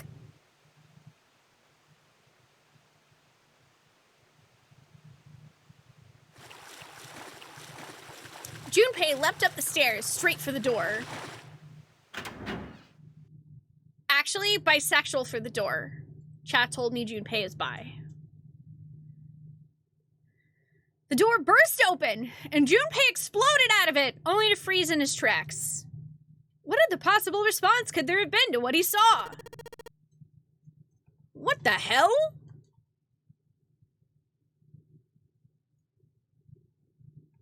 His voice trailed off, and all he could do was stare. Yeah! Junpei Iori! Ace Detective! I also freaked out upon finding out that the protagonist's name is Junpei. 3 cats is too many. Why? Why is 3 too many? Why is 3 the cutoff? I only have 1 cat, though. I have 1 singular kitty cat. Her name is Luna. There was a movie last year called Imagine where a struggling songwriter gets isekai'd into a role that never had the Beatles, so he starts writing their songs and getting super famous. Let's do that, but with Shakespeare? Oh my god, that would be awesome. Junpei is played out. Where's July pay? Yes, I'll take a July pay. That's my birthday. His voice trailed off, and all he could do was stare.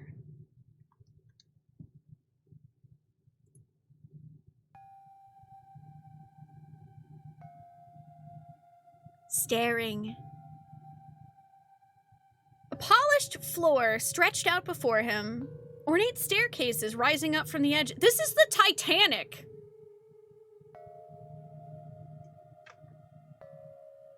Bro, this is literally like the Titanic's sister ship. What is this nonsense? Rising up from the edges. Each one of them equidistant from the others. Well, there was technically 1 sister ship of the Titanic that didn't go to the bottom of the ocean. So it could be that one. I forget what the name is. The stairs and pillars were solid wood and art. Okay. I do not actually know how to pronounce this word, and I've never known. How do you say that?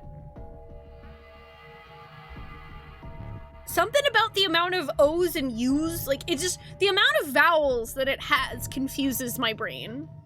It's just literally like nouveau. Okay. I was like, my brain literally as a kid would always read it as like, nuevio. And I was like, I don't think that's how you say it at all. And chat's gonna make fun of me if I say it that way, so I'm just gonna ask.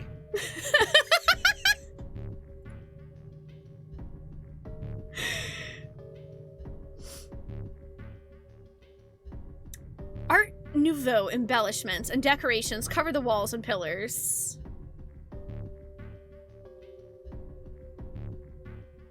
It looked like nothing so much as the entrance to a luxurious mansion from the early 1900s.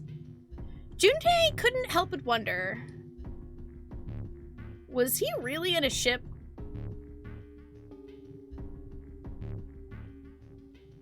Yeah! Yeah, I think the answer is yes to that. I'm pretty sure we were actually in a ship. Also, oh my god, I just realized that I don't think I'd saved at all. I should probably save. The water quickly filling the hallway behind him suggested that yes, he was. And as he looked, a fresh wave rolled out of the room he'd been in, gathering speed as it moved towards the stairs. Can I actually? Yeah, I haven't saved at all. Oh my god.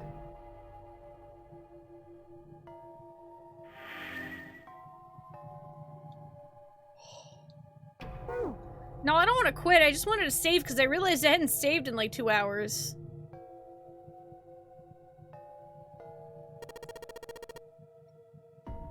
Yeah, that's what I thought.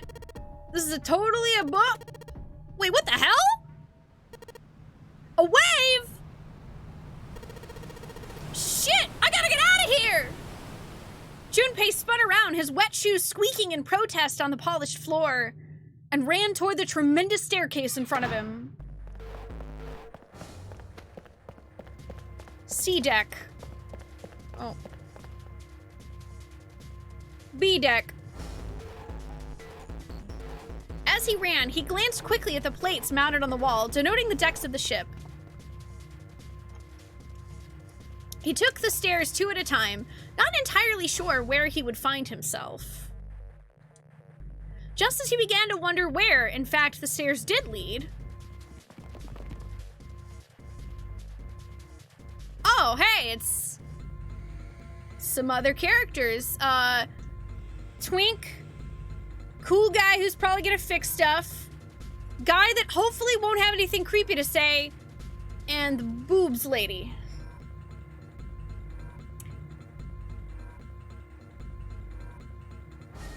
Junpei saw another person out of the corner of his eye.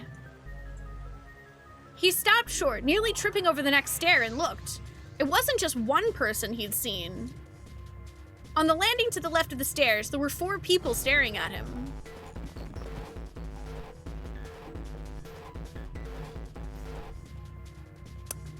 That lady's just me. Okay, so I'm in this game.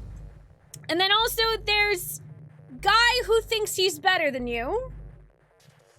And guy that you think will be the murderer, but he's actually really cool.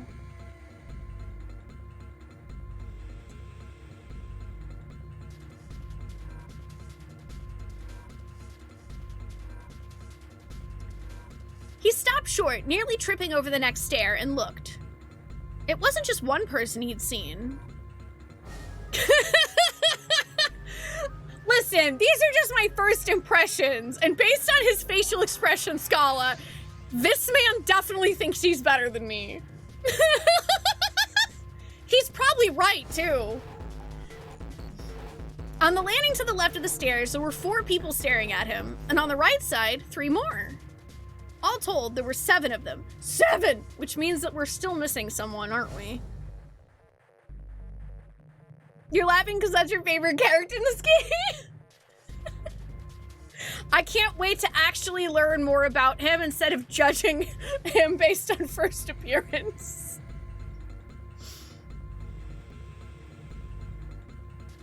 It looked as though they had been on their way down the stairs. They'd stopped short when they saw Junpei, their eyes wide. He'd done the same, of course, and now they stood there staring at one another. Junpei didn't move, one foot placed awkwardly on the next step, in the middle of a stride. Who were these people? This entire interaction lasted only a matter of seconds. The woman spoke to Junpei, and time began to move again.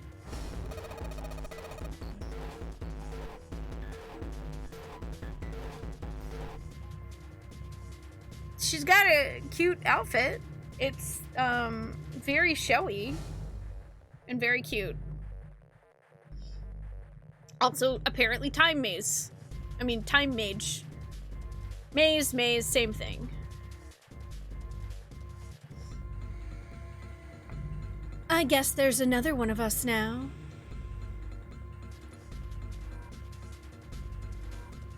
The woman was dressed, Junpei thought, rather like a dancer.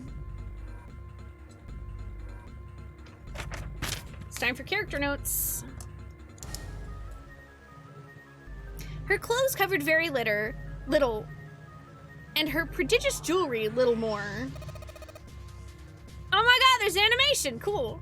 Hey you, come on, hurry! All right, her name for now is just Dancer.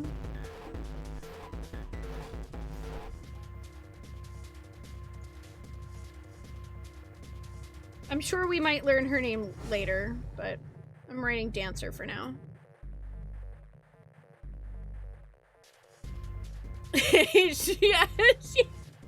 she boobed boobily down the stairs.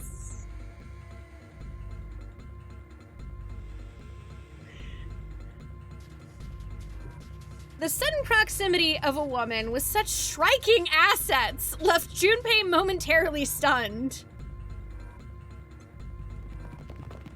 But the others wasted no time and quickly followed the strange woman. Yes, right. It's breasted boobily. Of course.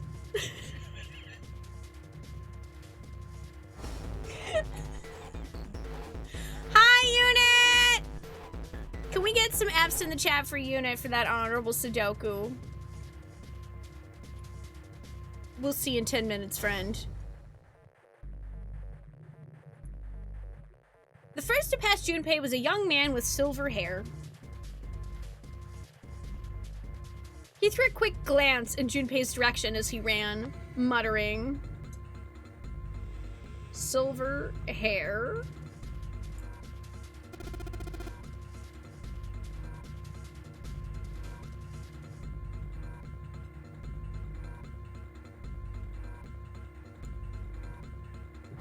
Huh. One of us, huh? Following him was an older man, his face calm and without fear. Soft wrinkles sprouted from his eyes, and he came close enough as he passed for Junpei to see wisps of gray in his hair. His composure and shock of hair struck Junpei as rather like that of an elderly lion.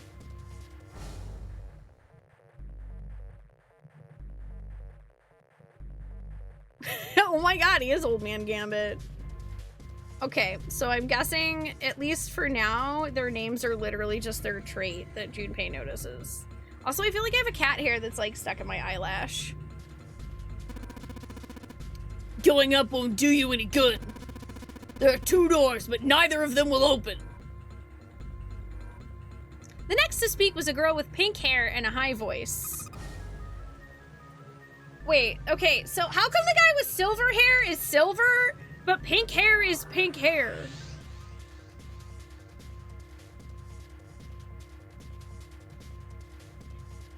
Come on! Aren't you coming? You gotta hurry! Her small hand was wrapped around the wrist of another man. His eyes were closed, almost as though he were sleeping. His features were graceful, almost serene. And he was dressed rather elegantly for someone his age. Something about his posture seemed very refined, and Junpei couldn't help feeling he was noble and dignified somehow. He'd certainly never seen one, but this man seemed like what Junpei had always imagined a prince would be. Okay, prince it is. That's 9 of us then. All of the cards are in hand. What does all of the cards are in hand mean, he wondered. Junpei opened his mouth to ask what the other man had meant, but the girl with pink hair rushed past him, and they were gone. He turned just in time to see 2 more people running towards him. Hi, Ebony, how are you doing? Also, I should definitely take a break soon.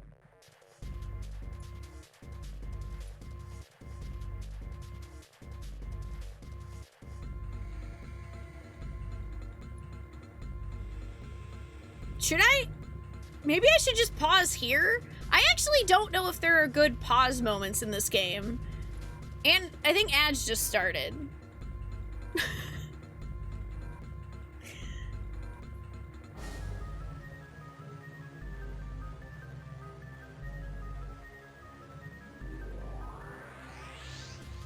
You doing good? It's your birthday and you had the best birthday dinner in years. Oh, I'm glad to hear that.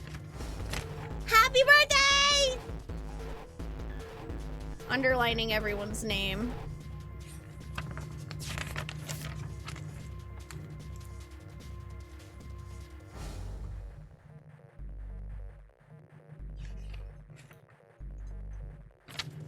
Okay, we have Dancer, Silver, Lion, Pink, Prince, Bird's Nest.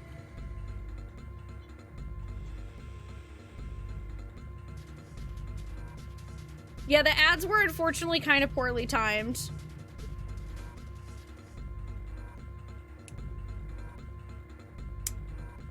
So, I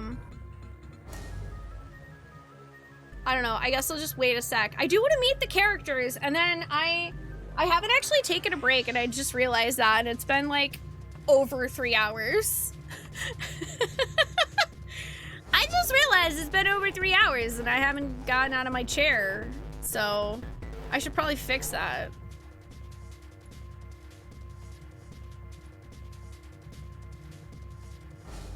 I like this game so far. It's good.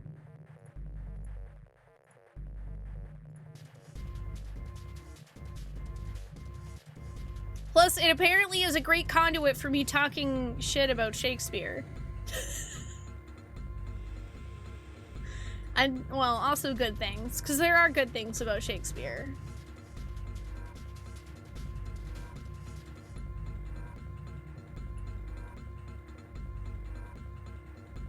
Hi, Chubon, welcome back! You didn't miss meeting everybody, though. I'm waiting for ads to finish, and then we're gonna meet the rest of the people, and then I'm gonna actually take a quick break myself, because I have not taken one yet. Taking a break is probably a good idea, and I'm trying to decide whether I want coffee or tea. It's a tough choice. It's a very tough choice. Now is probably a good time, though, to remind everybody that, hey, my VGen commissions are open again. Those are open again! If you wanna check them out. I'm doing $5 doodles that are Halloween and Spooky Month themed, as well as my regular chibi art stuff. Yay! Ads are done. Okay. No, soup! Thanks to Krista for my sub gift. Ak is awesome, did you know that? I did know that. Yay, welcome back for 82 months, Techie! Okay, let's meet the rest of these folks. The other was a veritable mountain of a man, apparently. So we have Bird's Nest and Mountain.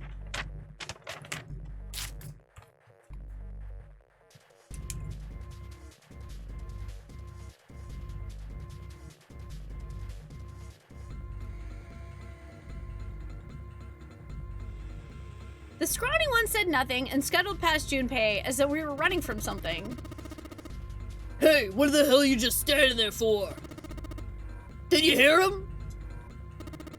The doors on A deck are no good. You gotta check the doors on B deck. Got it? Now go! Before any chance to respond, the man laid a massive hand on Junpei's shoulder. With no more effort than Junpei would have used to brush aside a fly, the man shoved him out of the way. Whoa! Thrown off balance by the man in recent events, it took Junpei a few steps to get his bearings. He finally regained his balance and looked up at what the other 7 had been running toward. There were 2 pairs of large iron doors set into the wall in front of him.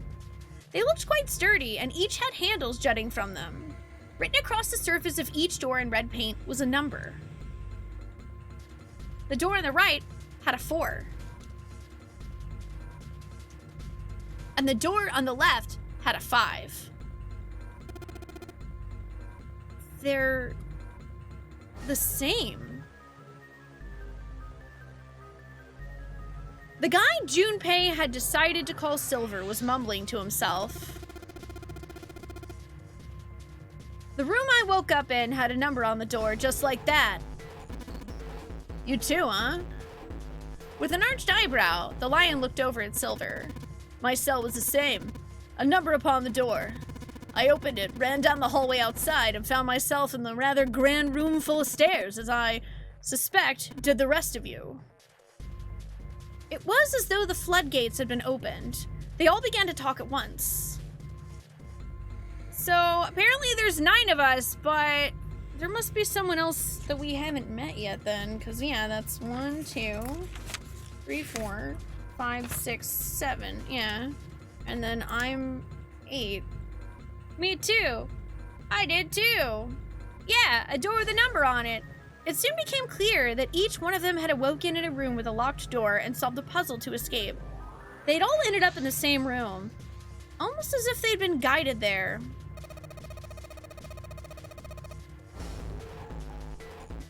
Yes, we all saw the same thing.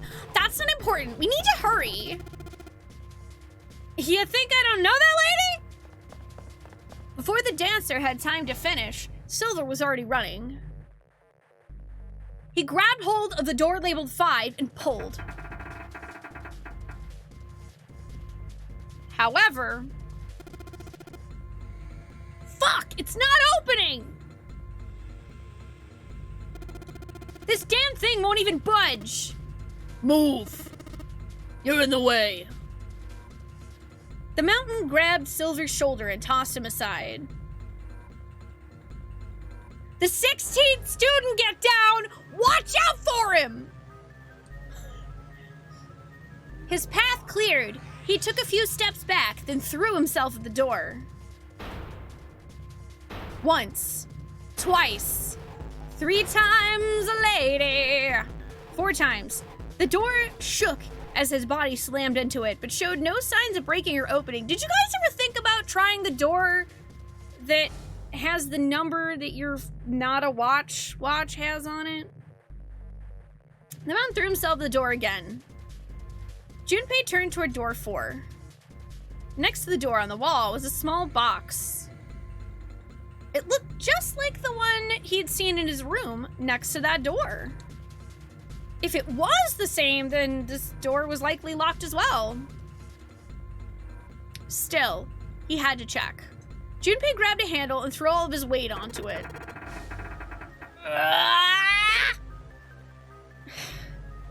It was locked as tight as the door next to it, as he'd suspected.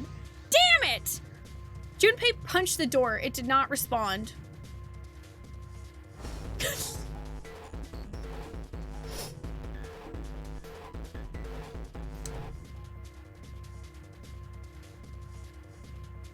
Yeah, this is the same Junpei from Danganronpa. From Persona 3. They're the same person. They're the same person. The door does not respond. There, oh, it's exclamation point and then like the numeric 16. Were these the only doors, he wondered? He'd barely finished the thought when the C-deck plate he'd passed up on his way sprang unbidden to his mind. His body moved before he had time to think. Junpei turned and ran back towards the stairs. Okay. He had scarcely taken a step when Spoonee decided that now was a good time to save and go make some coffee.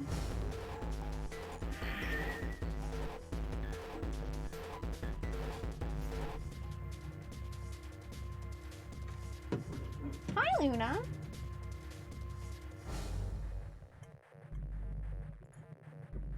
Hi, Eastwood. Welcome. It's my first time playing it. I'm liking it so far, but I have been live for almost 3.5 hours and I haven't gotten out of my chair, so I'm gonna go use the little girl's room and make some coffee, and then I'll be back.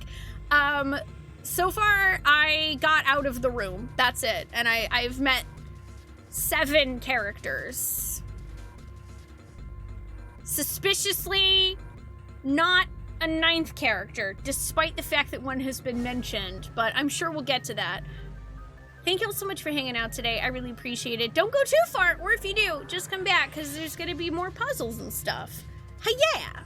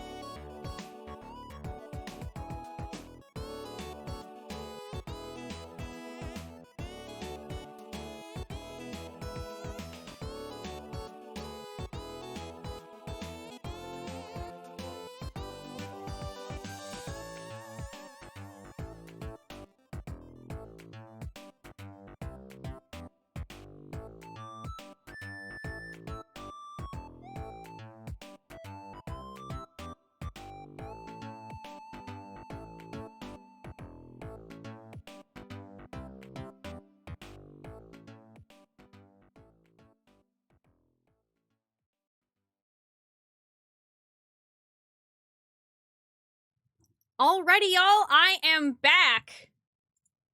Cue up the anxiety music.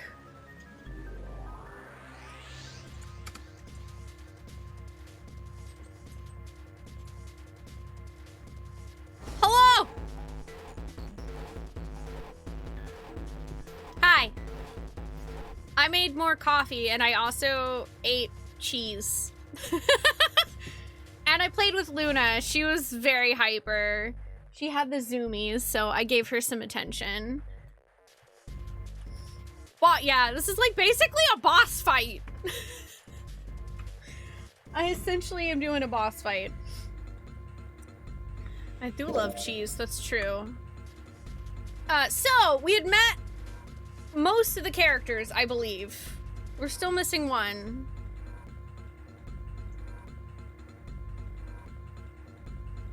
Brian C84. That's true, because chat is cute. And you are in chat. Is fact. Thank you for the welcome backs. He had scarcely taken a step, he, as in Junpei, when, at the top of the stairs, next to an ornate clock embedded in the wall, he saw a person. It was a girl.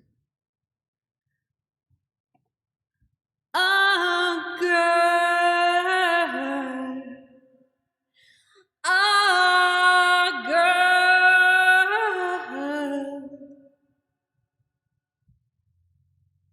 Sorry, straight up just was like, nope, Beatles are invading my brain. She looked to be the same age as Junpei. She had a very, very cute dress. And socks. Really her whole fit. He froze, unable to look away from her face. He wasn't confounded by her beauty or something equally silly. No. There was another reason he couldn't take his eyes off the girl.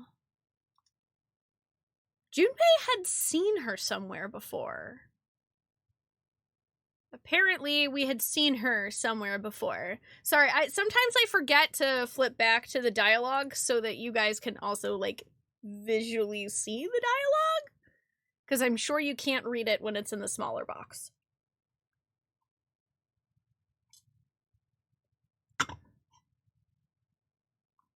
But where could we have seen her before? Cat hair.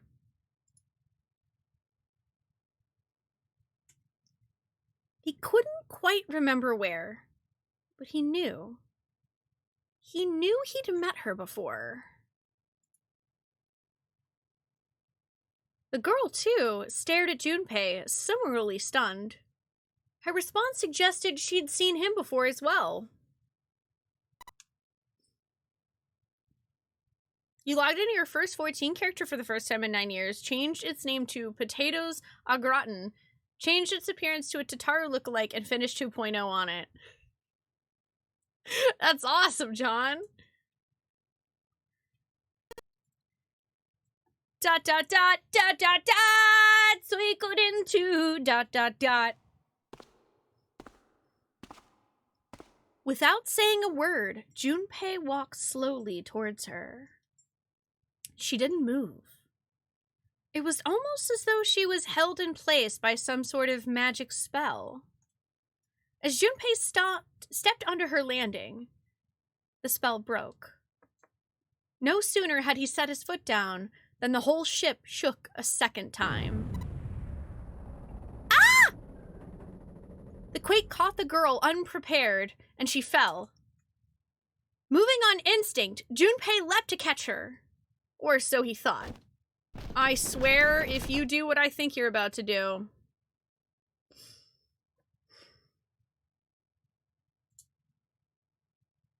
Her face was far closer than it should have been, mere inches from his own.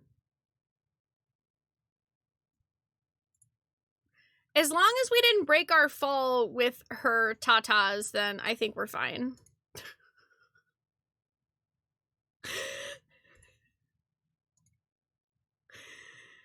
If we didn't break our fall, then I'm okay with it.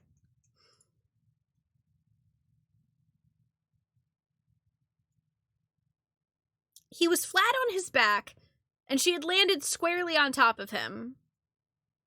The girl seemed as confused as he did, and her face suggested she hadn't fully recovered from seeing him. Yeah, I'm gonna assume maybe our hands are just flat out like this. Like, splat. I shot you! I appreciate that icy peak emote.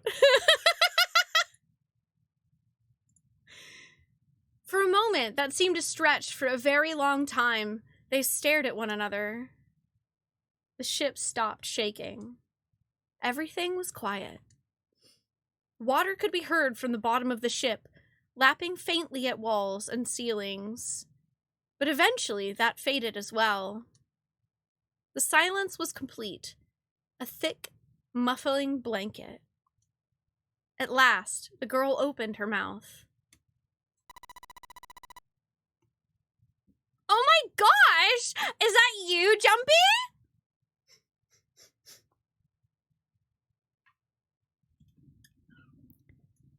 Jumpy.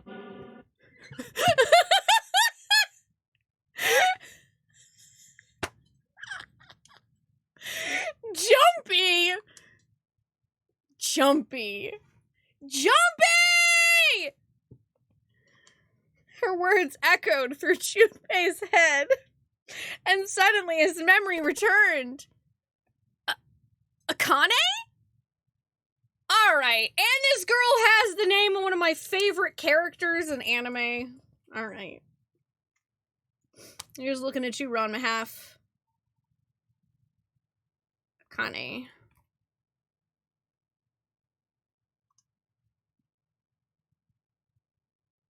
Why hadn't he realized it before? The girl was Akane Kurashiki. Okay. She also has a last name. Cool. Kurashiki.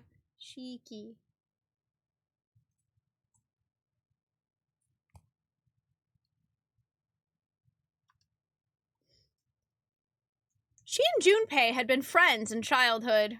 They'd gone to elementary school together for 6 years. Okay, so... calls us Jumpy. Known her since elementary school.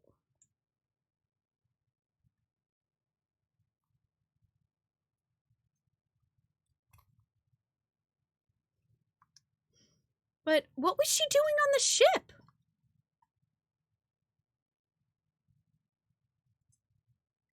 Her soft eyes were only inches from his own. He could feel the warmth of her face.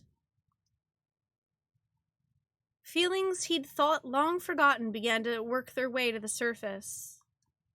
He could feel his face heating up. Obligatory.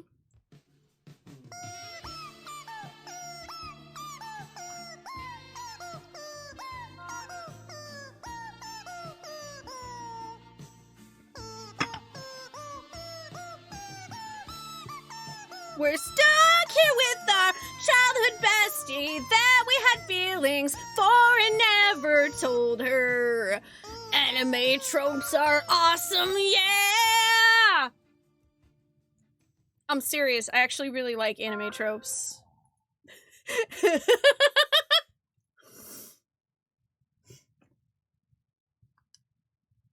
At that moment, a speaker crackled to life, and it sounded like a PS1. Interesting. Hyperviolence, thank you for 73 months. I appreciate that.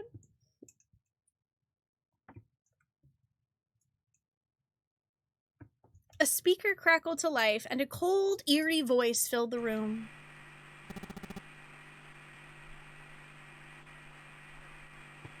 I swear. At least it's not Monokuma. Welcome aboard!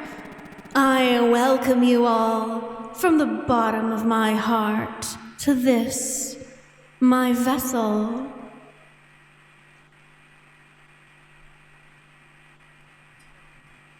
With the Voices invasion, the spell between Junpei and Akane was broken, and all hints of burgeoning romance instantly forgotten.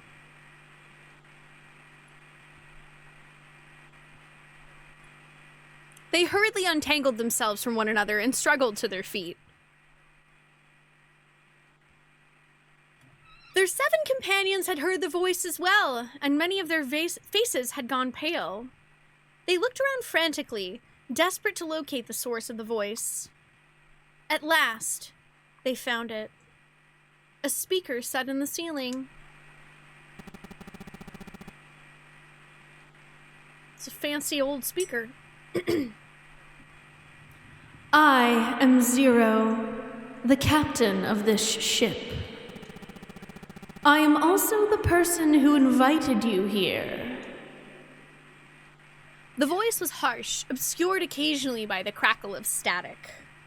Alright, and so then we also have Zero.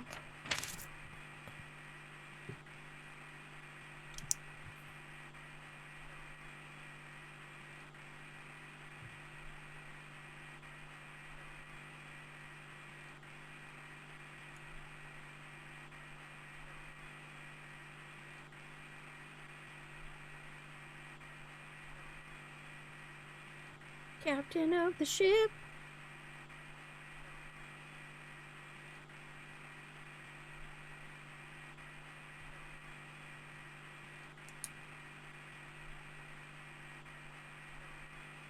If Zero in FF14 kidnapped you and put you on a ship, you'd say, yes, ma'am, whatever you say. Wouldn't...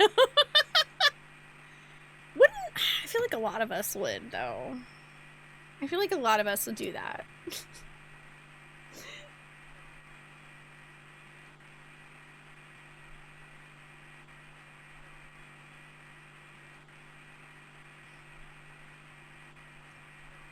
But Junpei recognized it. How could he have forgotten it?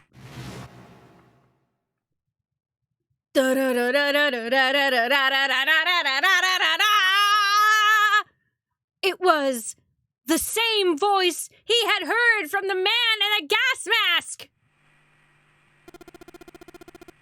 Hey, asshole! What the hell is this? Come on out here, I want to get a look at you! What do you mean to do to us? I mean to have you participate in a game. Some of you, I know, are familiar with this game. The Nonary game.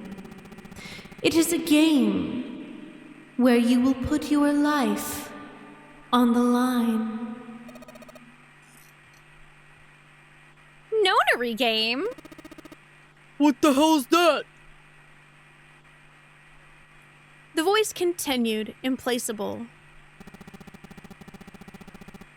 The rules of the Nonary game can be found upon your persons.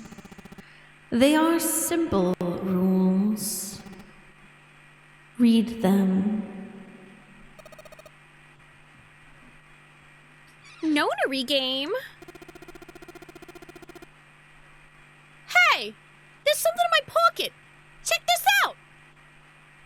Silver reached into his pocket and pulled out a small slip of paper. The rest of them reached into their own pockets and pulled out similar slips of paper, which I guess none of us noticed because we were too busy trying to escape a room filled with water.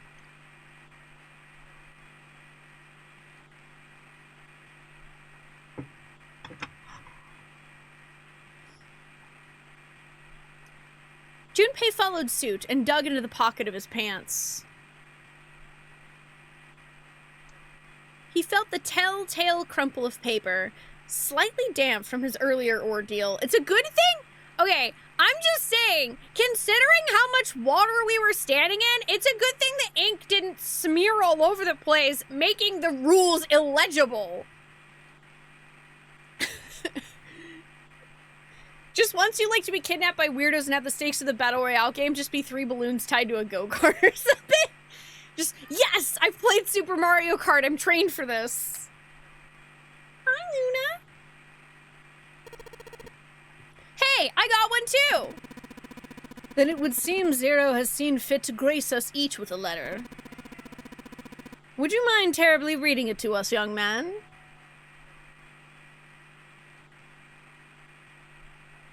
Oh, look at this kitty cat. Oh, do, do, do, do, do. It's time to pet the kitty. Did you get some playtime, Luna, and now you're ready for a nap? Ah, okay. Zero QA tested, he laminated the cards and the notes. Good thinking. Hi, Chunkles. How are you doing? I mean, the masked person could have also just, like, I don't know, taped the note to her back, Ebonita. Notes find a way. His request had been delivered to Junpei, who, after a short moment of surprise, did as he'd been asked. On this ship, you will find a handful of doors emblazoned with numbers. We will call them the numbered doors. Ah, yes! This land! And we shall call it this land! I think we will call it your grave! Oh! Curse your sudden but inevitable betrayal! The doors in front of you are a pair of the same. The key to opening these numbered doors are the numbered bracelets that each of you possess. Yeah, I kind of figured that. Should you total the numbers on your numbered bracelets and find that the digital root of that number is equal to the number of that door, the door will open. Only those who have opened the door may pass through. There are, however, limits. Only 3 to 5 people can pass through one numbered door. All those who enter must leave, and all who enter must contribute. Oh, I see. So, okay, so the people are bracelet numbers, okay, have to combine to a route to enter that door. And there can be 3 to 5 of us. Bracelet. You're doing good, Junkles. I'm glad to hear that. Yeah, you know, I like had a DS and everything.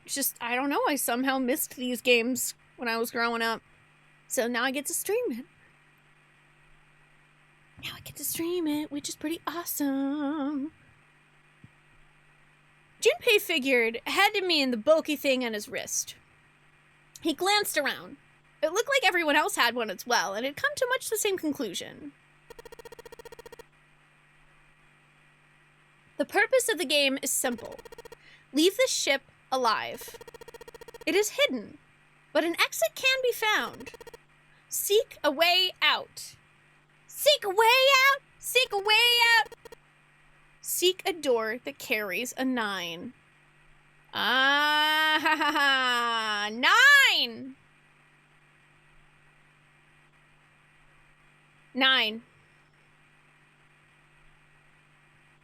Junpei had reached the end of the letter.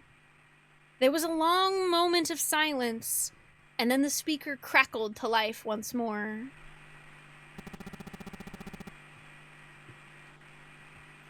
There is one last thing I must tell you.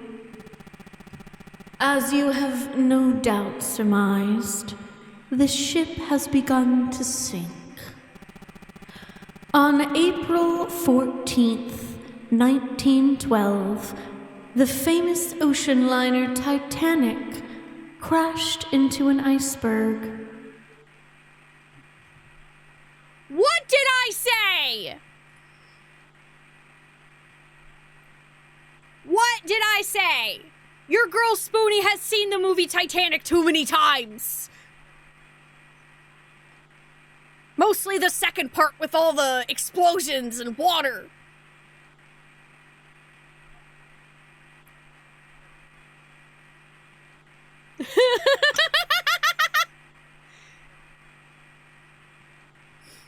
And, you know, considering... Yeah, also the thonk of the propeller, but, like, you know... It's fine. No. Here we go, fam. Here's... Okay, chat, listen. Are you with me? Listen to me. There was a man on the Titanic who was a chef. When the Titanic started going down, he started drinking. Now, normally, drinking alcohol and getting into freezing cold water is a terrible idea. However, this man actually managed to drink so much alcohol that it made it so his blood didn't freeze when he finally did get in the water. So he lived. He was so sauced that his blood didn't freeze.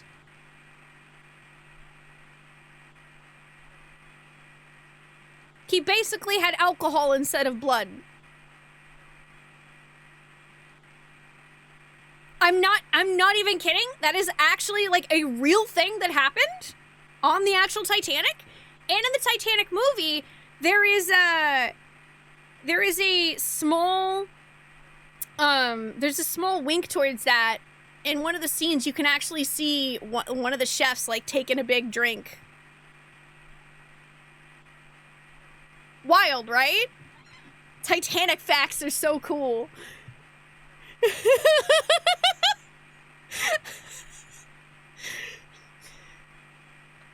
This is hitting one of my interests. Oh yeah, no. He didn't know. He had no idea. He just figured, well, I'm not going to be able to get on a boat. I'm not going to get on a lifeboat. I'm gonna die. I might as well drink all the good shit and not feel anything. That was literally, he was like, I just want to drink myself into not feeling anything so that I can just like die and not be in pain. And then he freaking lived because he basically turned his blood into alcohol. Well, because like normally if you drink, then that would actually make it so, yeah, like you would make it so, like, you would freeze faster? But since he drank to such an extent, it actually made it so his blood didn't freeze. Just wild. It's absolutely wild. I love that story. This is like one of those tangents I'm going on where, like, y'all remember when I told you about the guy that they based Jack Sparrow off of? Angry Trees listens to these YouTube, like, they're kind of like podcasts, except for instead of it being an actual podcast, it's these videos on YouTube of like really weird, interesting people and like what happened to them in history. And like, there is actually a real man that they based Jack Sparrow off of.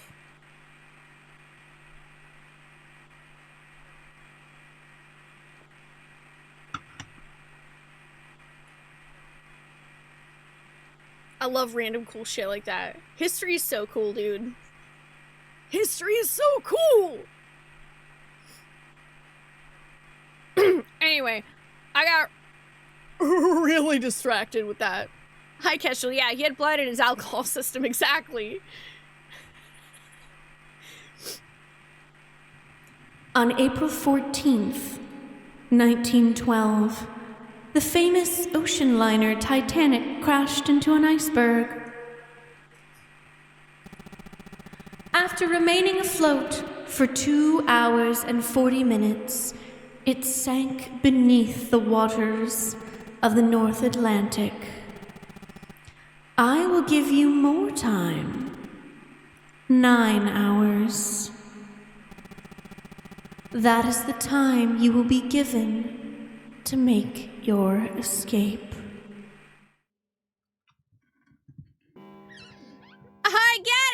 9 hours, 9 persons, 9 doors! I get it!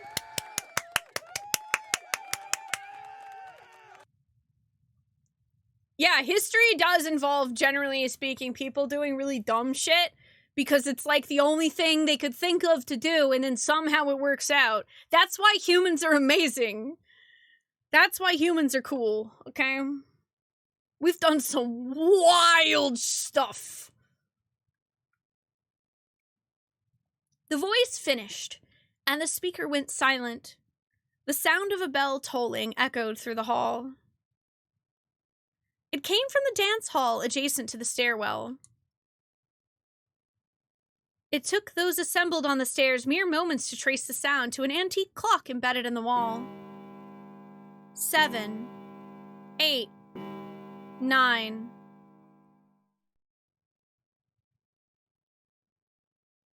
The sound of the 9th bell faded away. The 10th never came.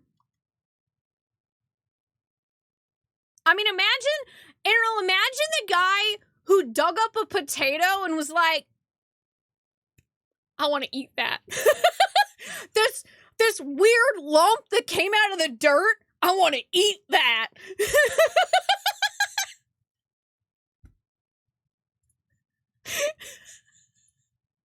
And potatoes are delicious, but we didn't know. The guy just thought, you know what, I kind of want to take a bite out of this yummy dirt lump. The tumors of nightshade plants. Ugh. Whew. That meant the time was 9 o'clock. Most likely 9 o'clock in the evening. Also, here's the clock.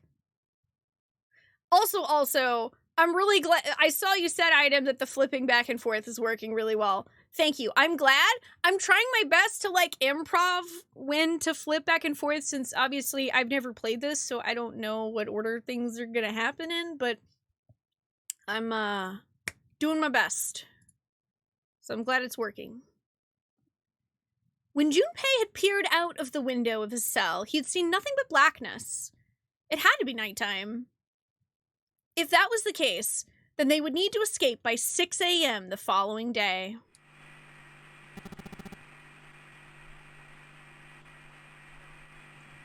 Now, it is time. Let our game begin. I wish you all the best of luck.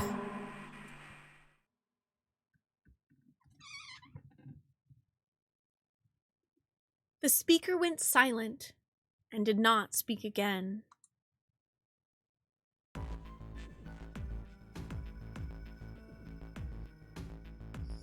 Silver yelled at the speaker with language coarse enough to embarrass a sailor, but the rest of Junpei's companions were silent, deep in thought. Junpei, too, was consumed by his thoughts. Yay! I'm glad, Evie. I'm glad, Techie. Thank y'all. Sweet potatoes do look even less edible. Yeah, everyone that cataloged whether or not mushrooms were poisonous. Exactly, Unit. Like, that's... We as humans are... We're a little cuckoo for Cocoa Puffs. There was a great deal Junpei didn't understand. Who was Zero? What was the nonary game? Why had he chosen to make them a part of it? Was he a criminal who took delight in playing with his victims? Or did he have some other purpose? And why had Junpei been chosen as part of this insane game? Why had any of them been chosen? But one question was foremost on his mind. Akane. She's so pretty!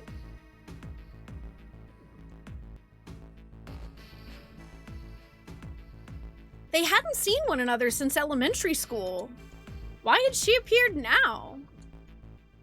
Coincidence? Nah. That seemed impossible.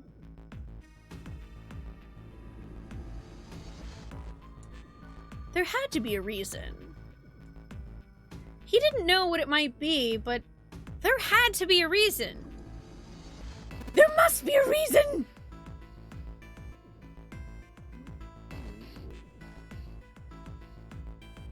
Capsaicin, aka what makes peppers spicy, is actually a defense mechanism to keep non-birds from eating them. Because birds don't destroy their seeds in the digestive tract, but humans tried them and thought, I like how this makes my face burn. yeah, at some point somebody ate a habanero and was like, I'm really glad that I took a bite of this. I'd like to eat more of these. It burns my mouth good. Very well. The lion's voice seemed oddly loud in the silence. Standing around here won't do us any good. Best we get moving, don't you think? Get moving? Are you planning to open the numbered doors? Hey, wait! Don't tell me you're like actually gonna do what this zero says. No, that's not what I mean. The lion shook his head. You mean his mane? Mildly annoyed. I'm saying, let's find another way. After all, we haven't really examined this place yet. We what?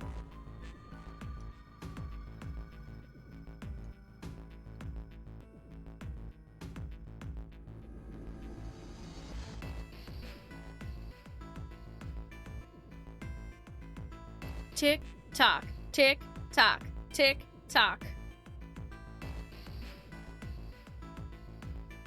I'm also that weirdo that, like, I can't taste the actual flavor in spicy food anyway because I don't have a very good sense of smell. I have very little to no smell, so spicy food is just not my thing anyway.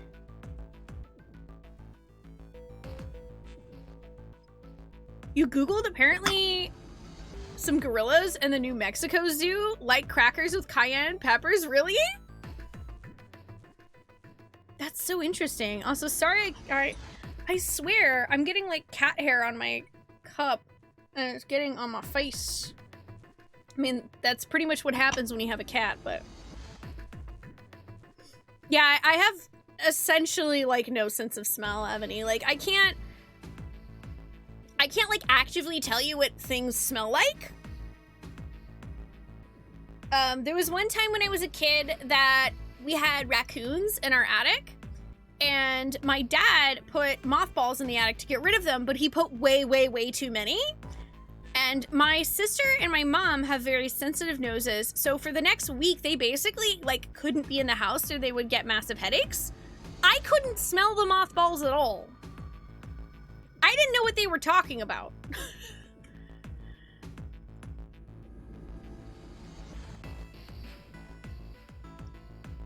Their separate investigations finished. All 9 people returned to where they'd left one another. The results of all of their work was nothing. They were completely sealed in. Their hard work had not gone completely to waste, however. They had learned a number of things as they'd scour the parts of the ship they could reach. It seemed they were confined to decks A through C. C deck was as far down as they would be able to go, however. The reason being, D deck was completely submerged. See image.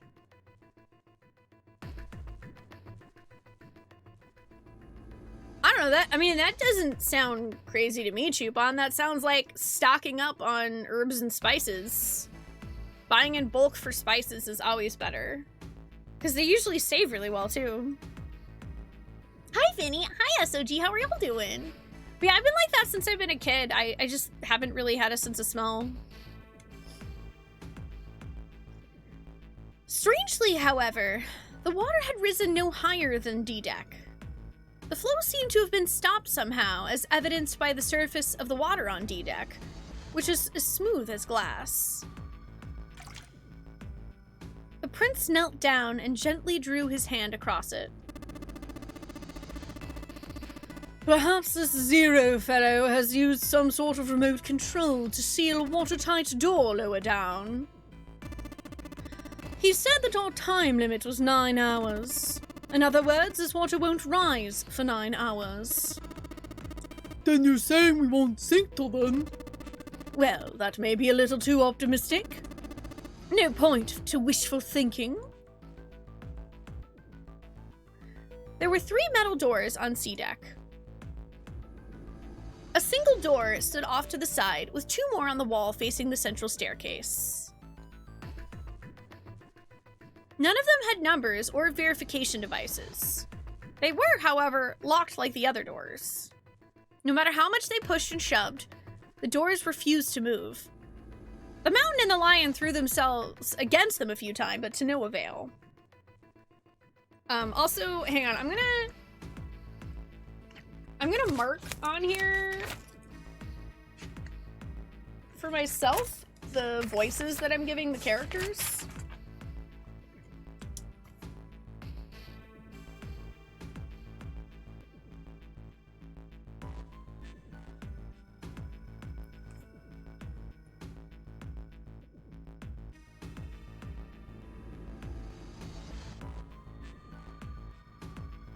Because I'm probably gonna be playing this game like once a week, kind of like we did Danganronpa, since this version doesn't have voice acting and I'm gonna be reading out a lot of stuff out loud. So this way I will remember what voice I did for the characters later. That one researcher made sourdough out of spices in an Egyptian tomb. Was it good? Did he actually try to eat it?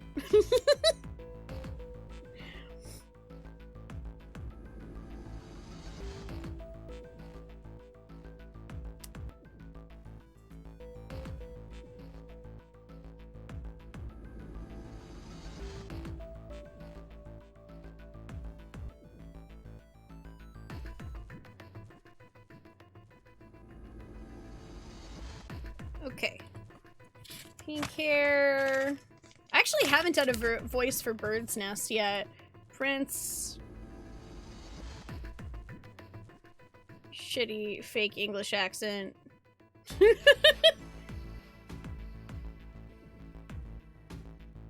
Probably just do nerdy for that guy. And then for Mountain, Dumb Rock.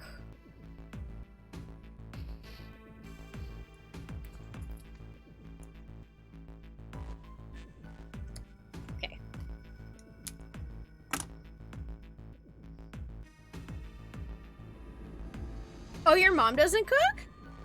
So the spices in her cabinet were probably from the Reagan administration? He did eat it? Did it taste good? Oh, dang, I'm sorry, SOG. Do you have a lot of allergies? Because I definitely do too.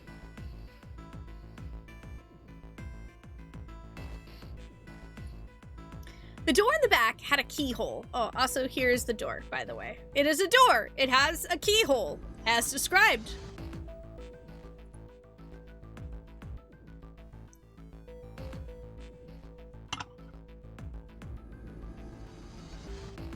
The door in the back had a keyhole. Just above it was a strange mark in the shape of a circle surrounding a dot. Circle, circle, dot, dot. Now you have your cootie shot. There were 2 other doors on C deck as well, but it was clear they were elevators, as each had a button next to it with an upside-down triangle. They tried pushing the button. No response. Apparently there was no power running to the elevators. I'm sure that'll change. To the left of the elevator doors was a card reader. The card reader also had a strange mark on it.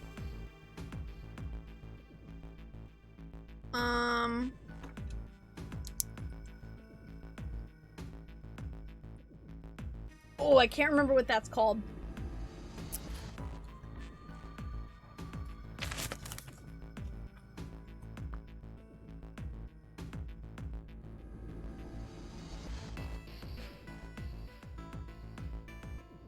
But I'm gonna draw that.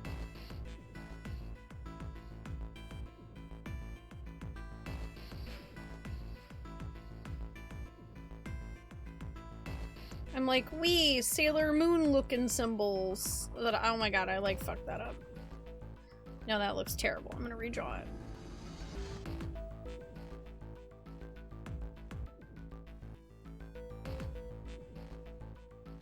That's better.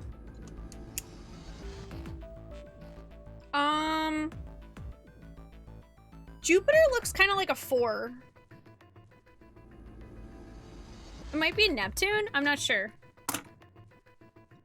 But I'm pretty sure Jupiter looks like a 4. With the, like, curly bit. And the... It looked like a lowercase h with a dash drawn across the upper stem of the H. Here's the big, by the way. Now I want to look. Oh my god. Symbol for Neptune. Because I think that... No, okay, that's not it. Yeah, that Neptune is the one that looks like a trident.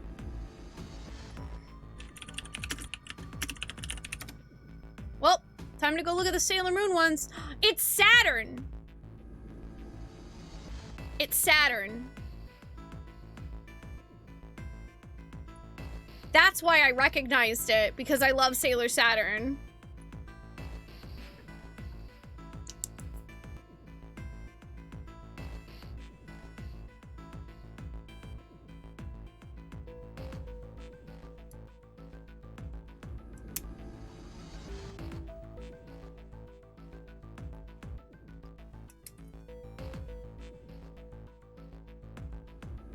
Okay, so Saturn, elevator. Junpei stared at it for a while. Oh, I guess if I had just waited, then Akane would have told me that. Meanwhile, me. What does my Sailor Moon knowledge say about this? This is the symbol of Saturn. It's an astrological symbol. Then the mark on the other door. I think that was the sun symbol.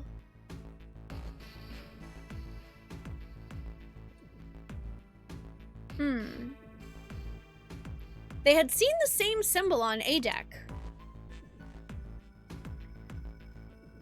There was a door on either side of the stairs. The one on the left had a keyhole with a similar symbol engraved on it.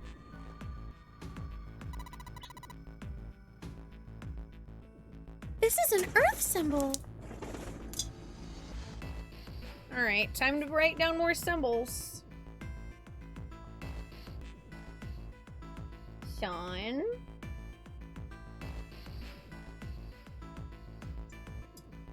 Earth. The horizontal line symbolizes the equator, and the vertical one represents the prime. Hiya, Straddle. Someone banned this childhood friend.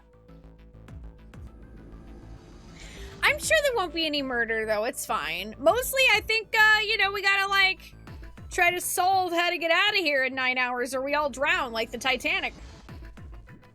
And the vertical one represents the prime meridian. Junpei looked up at the ceiling. There was a great circle cut in it, perhaps for a skylight or a glass dome, but it had been filled with a gargantuan metal plate. The metal looked very solid. Anything short of an explosive charge was unlikely to damage it. There were several windows along both sides of the ship, or at least there had been. They're all bolted up just like in Danganronpa.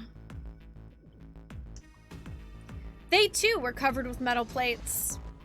In other words, da-na-na, da-na-na-na. We're trapped. All the exits go nowhere. Junpei was not happy. The girl with pink hair spoke up. Well, I'm sure they go somewhere. We just can't open them. Then the mountain spoke. You don't know that. For all we know, they just open in the walls or take us in circles. The prince did not agree. No, I'm sure they go somewhere, otherwise what point would there be? And we can open them. Well, 2 of them at least.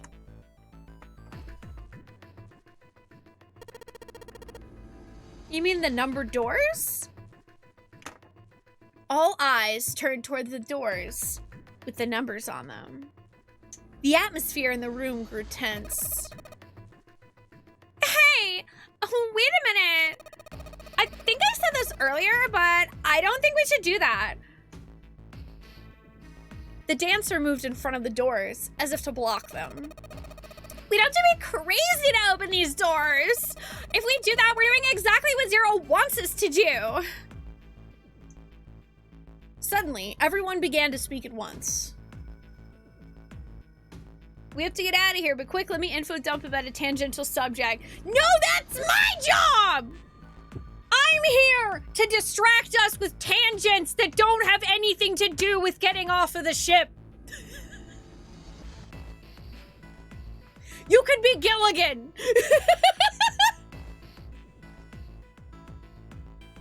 Hi, Trav.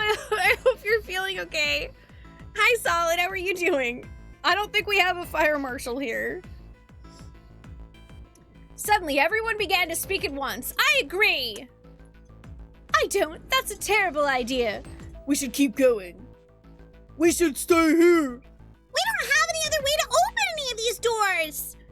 We should just wait. Someone's bound to come find us. We don't have time for that. In 8.5 hours, this ship's gonna sink. The clamor of voices made it next to impossible to determine who was saying what. Their arguments grew more and more intense until people were shouting and screaming at one another. Junpei had remained silent, but at last he could take no more. Hey! Shut up! They fell silent, and all eyes turned to Junpei. He felt each stare burning into him, but he refused to flinch. Before we try and decide where we're going to go, there's something else we ought to do. What's that? We need to exchange information. We don't know anything about each other. I want to know who you guys are. Who you are, where you came from, why you ended up here. Don't tell me you weren't curious too? They were silent. Some of them looked the other way, or bit their lip, or crossed their arms and stared at the ceiling. But one of them spoke up.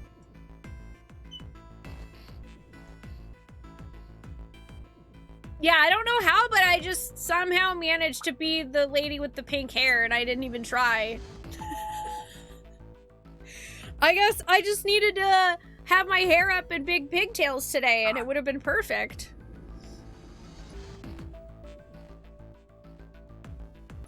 And I'm glad you felt up to sitting up. I hope you feel better soon. It was Akane. I agree. I think Jumpy is right. Jumpy? Oh, I'm sorry. I'm talking about him. I just call him Jumpy. His name is Junpei. She pointed towards Junpei.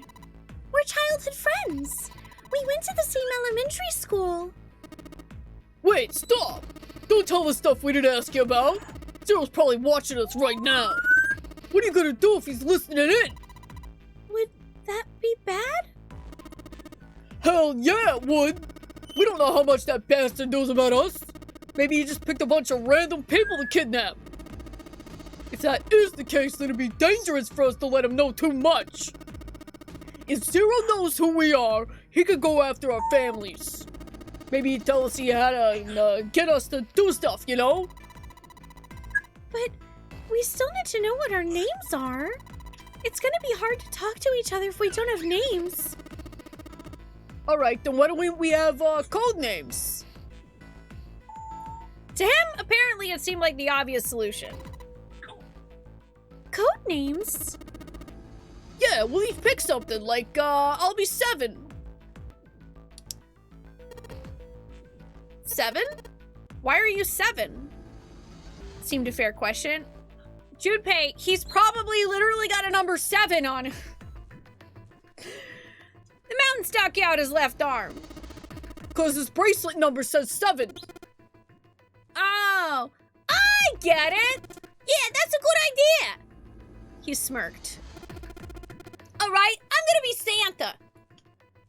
Oh my god.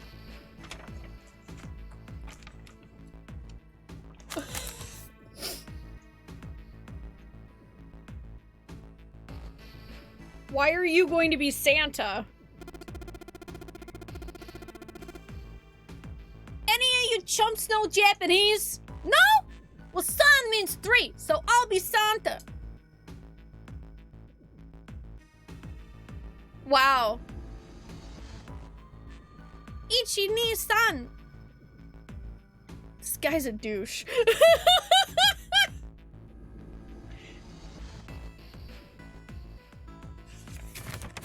Alright, I guess I'll mark that Silver is now Santa. Ho ho ho, Merry Christmas, we're gonna drown. Kiritana. You know, like Santa Claus. Fits, don't you think? Then your bracelet number. Yeah, it's got a 3 on it. Good job, Grandpa.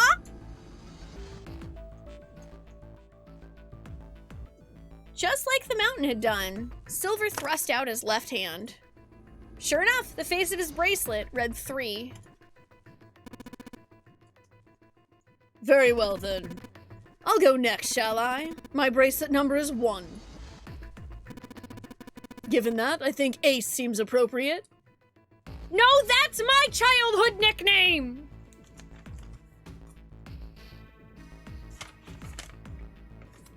That's my childhood nickname.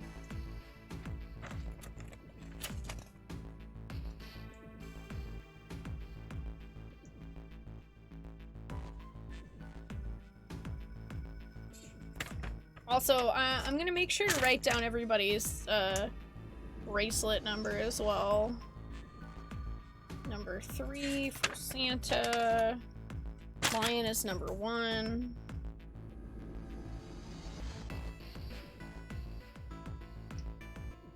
Wario number 1.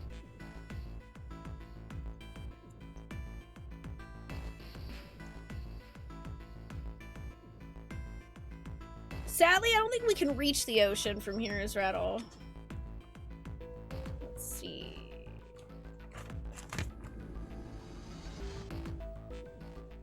And then, of course, 7's number 7.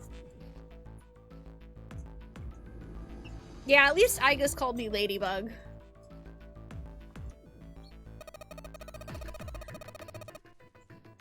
I'll be Lotus then. As I'm sure you all know, it has 8 petals.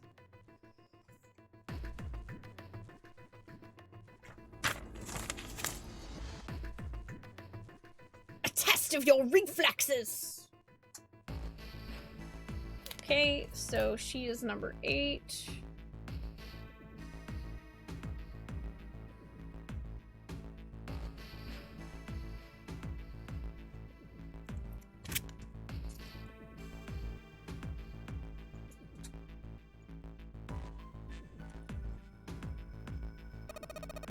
Which means, of course, that my bracelet number is 8.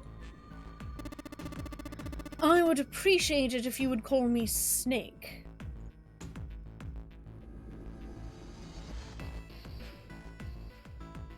Is yours gonna be 2 for Snake Eyes?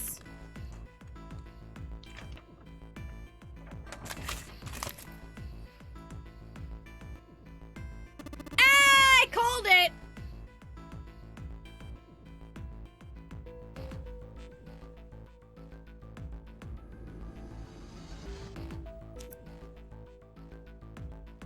Snake! Snake! Snake!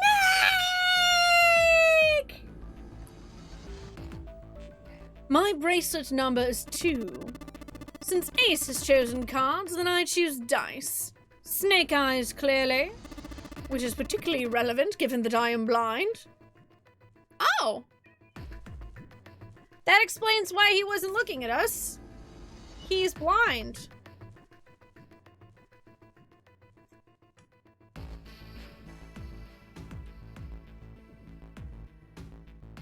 Blind? Really? He'd kept his eyes closed during their entire ordeal, which had suggested something strange, but to hear it said so casually, it was something of a surprise. Wait, why is that a surprise though, Junpei? I mean, especially if he was just like born blind and he grew up with it, that's just like... That's just a fact about him. That's just a fact about Snake. Everyone seemed a little nervous at the prince's proclamation, but no one seemed to know how to react to it. There was one person, however, who didn't seem to be surprised in the least. The girl with pink hair. I want to be Clover! Please tell me that your bracelet is actually number 4 for like a 4-leaf clover. Because, I mean, you can't be 3 because Santa's already 3. You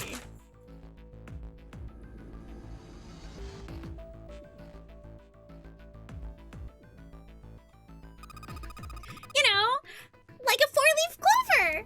Yep. I was right. Number 4. Good luck, right? Looking almost bored, she held out her left hand. The face of her bracelet showed the number 4. 4. They'd come around to Junpei. He held out his bracelet. 5.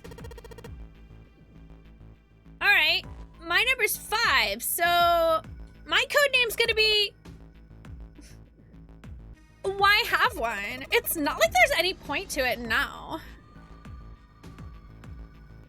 The dancer cut him off in mid-sentence. I mean, we all know your name already. You're Junpei. Oh. They all nodded.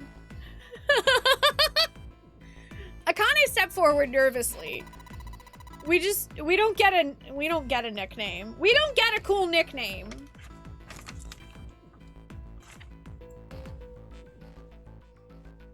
Then you should all call me by my name too. Because, I mean, it doesn't seem fair to Jumpy. You thinking it's not cool for you to hide your name after you told us his? Kane fidgeted awkwardly. Junpei decided he had to do something. What's your bracelet number? It's 6?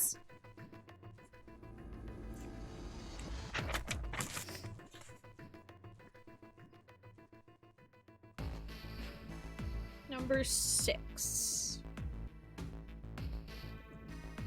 She hesitated for a moment, then held out her left hand.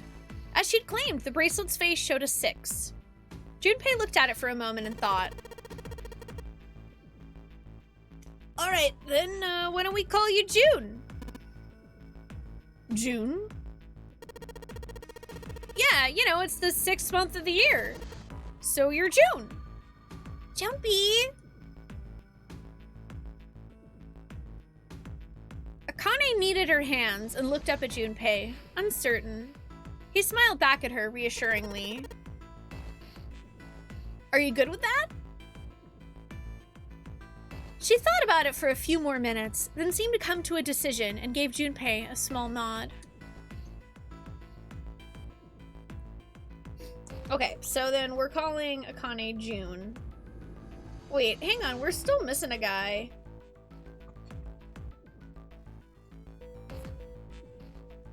What about Bird's Nest? Where the hell is Bird's Nest? He's number 9, isn't he?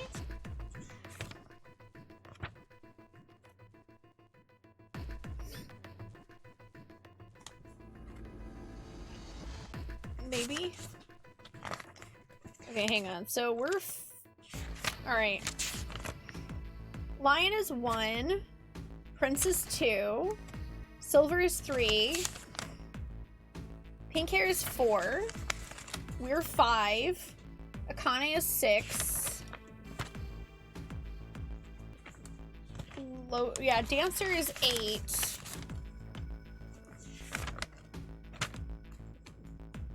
And Mountain is 7. So yeah, Bird's Nest must be number 9. But where the heck is he?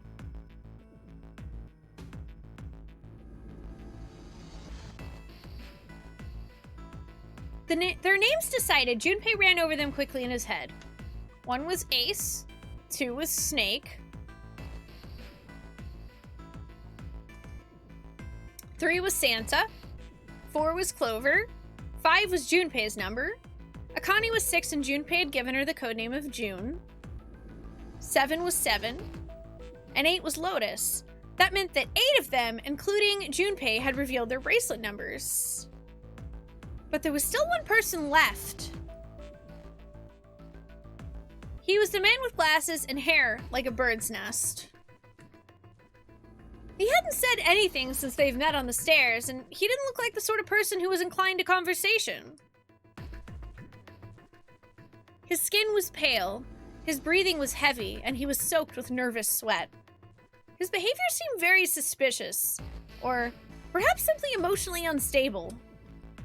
It was difficult to tell. Whatever the case, it seemed clear that he had only a fingertip's worth of a grip on his sanity. The girl with pink hair, Clover, walked up to him, slowly. She put her hands on his hips and eyed him suspiciously. What number are you? He didn't answer. His bloodshot eyes twitched from person to person, and his breath came in hot pants. Hey, I'm talking to you! The man licked his dry lips with a shaking tongue and spoke with a voice like old paper. Isn't it obvious? There are 9 people here, and you know who numbers 1 through 8 are. I'm the only one left. So you're 9? Yeah. Number 9. I mean, there wasn't any other number for him to be as far as I could tell, but I wanted to wait until he confirmed it. He extended a trembling arm. The bracelet did indeed say 9. Clover looked at it contemptuously. What's your code name? Code name? What do you want us to call you? We all made up names. You should too. I don't need one. Why not? Because I'm not gonna stay here with you. He took a shuddering breath and exhaled. Clover looked at him with something very like disgust. You got some sort of plan? I do. Yeah, what's that? You sure you want to know? Yeah? All right, let me show you. I'm gonna do this. Oh, you're taking her hostage, apparently.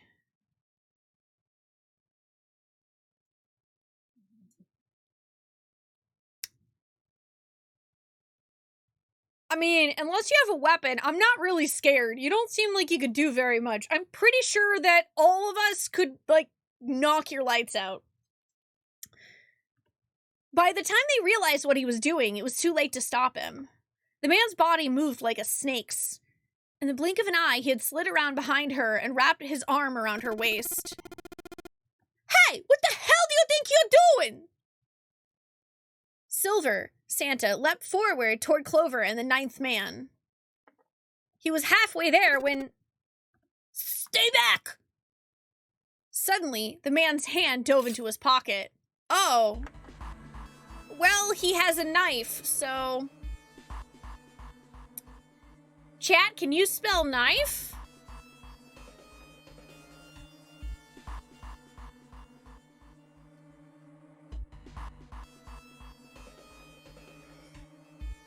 How am I a hostage already? I was too nice, I guess.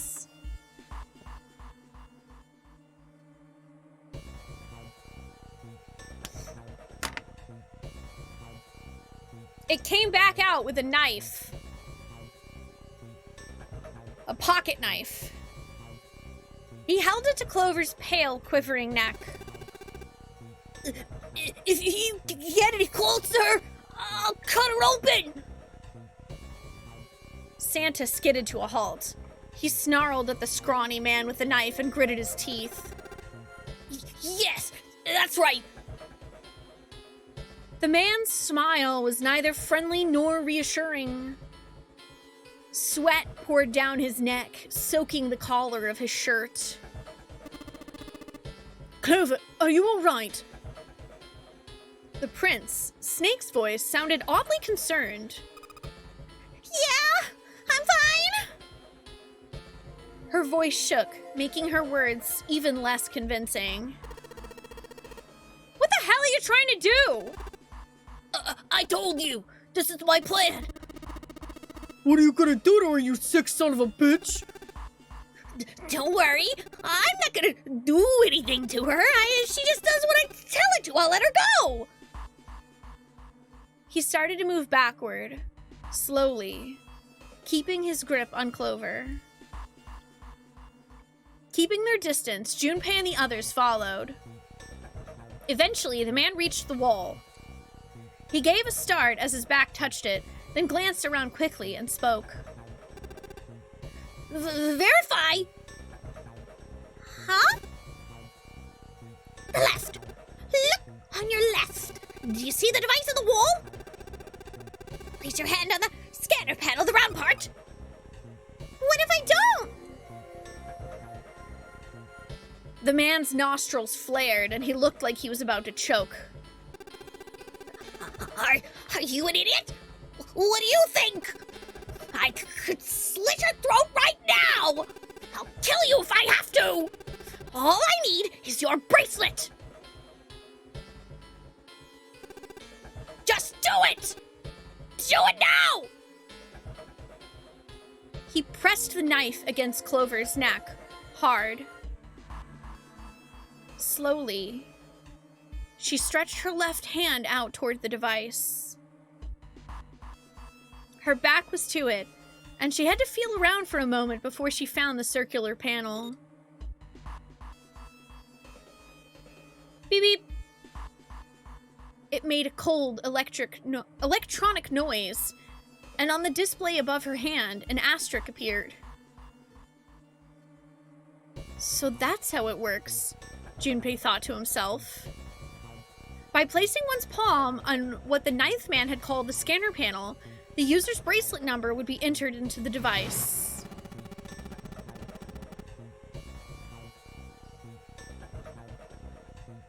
Should you total the numbers on your numbered bracelets and find that the digital root of that number is equal to the number of that door, the door will open. Junpei shifted his eyes to the door itself. Ba-ba! The number on it was 5!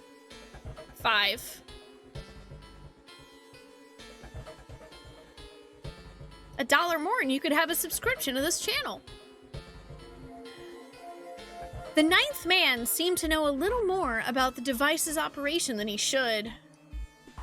How had he known exactly what to do? Well, Zero did mention that some people were more familiar with this game than others, so this guy's clearly done this before. Good, you're done. Next. His bloodshot eyes crept from person to person until finally, they stopped on the lion, Ace. You, right? You're the one with the number 1 bracelet, right? Yes, I am. So? Then you're next. Just verify your number like this little brat did. What are you doing? Do it! Don't you care what happens to her? Okay, just calm down. Ace held up his hands, palms out. The ninth man jerked his chin towards the device. Slowly, cautiously, Ace moved towards the device. After what seemed like an agonizing eternity, he reached it. Now, verify! Ace nodded and placed his hand on the scanner panel. The device beeped again, and a second asterisk appeared. Beep boop beep beep beep beep beep beep boop boop doop. Now the device had Clover and Ace's numbers.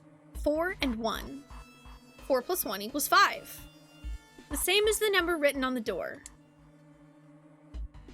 But it wouldn't open just yet.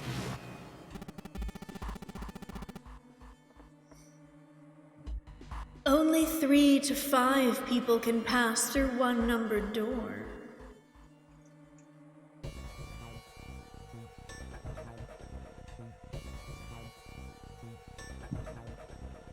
The door needed at least one more person.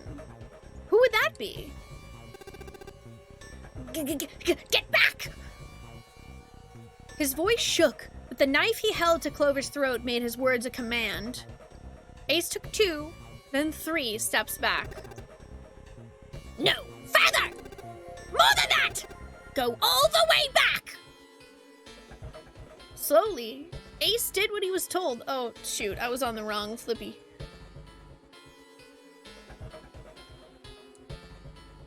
The ninth man's lips curled into a cruel, twisted smile. That was when Junpei understood his plan.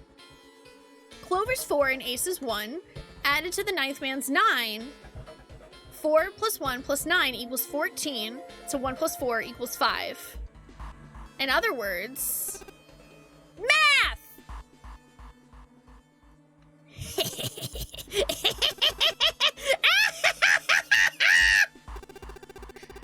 Thank God you were all so cooperative. Now I can get out of this nightmare. He pressed his own hand against the scanner panel. A third asterisk appeared on the screen. He dropped his hand to the lever on the side of the device and pulled.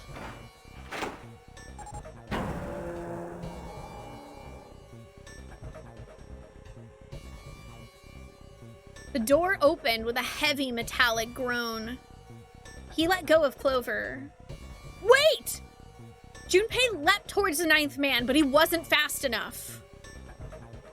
The man shoved Clover. Ah! And hopped through the door.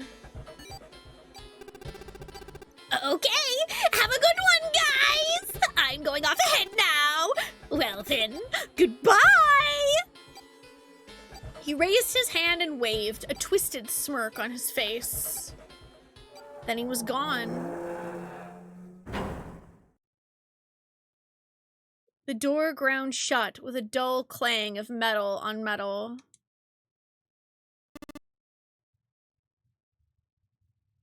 Wait. Okay, so when Zero said only 3 to 5 people can enter, did that mean you have to use 3 to 5 bracelets? Because he's the only one who went in there, so technically he broke the rules, so isn't he just gonna die? And no one actually answered that question, but...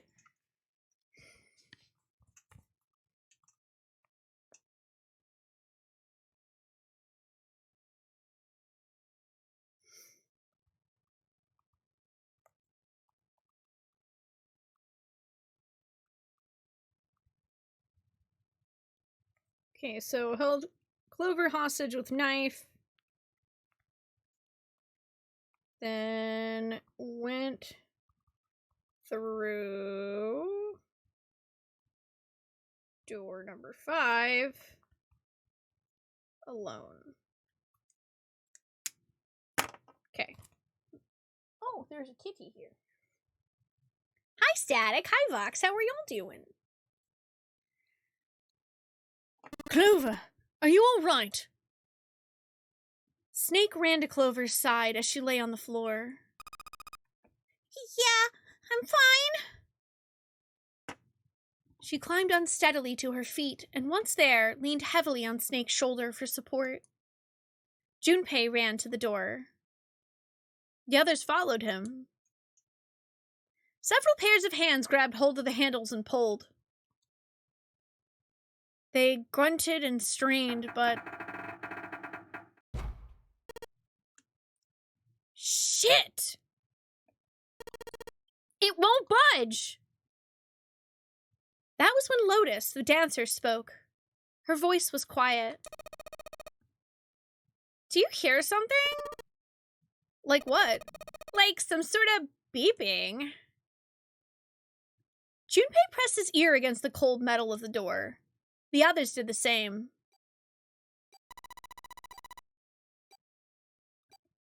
You're right. I can hear it too. What is it? Then they heard something else. It was the ninth man. Shit! Why isn't it stopping? God damn it!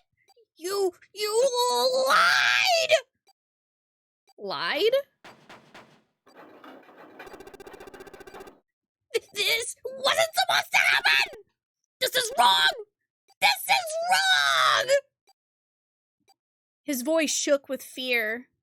Safe on the outside, they stepped back from the door and looked at one another. What's happening in there? Oh, open the door! Please! I'm begging you! Help me! Please, get me out of here! Get me out of here!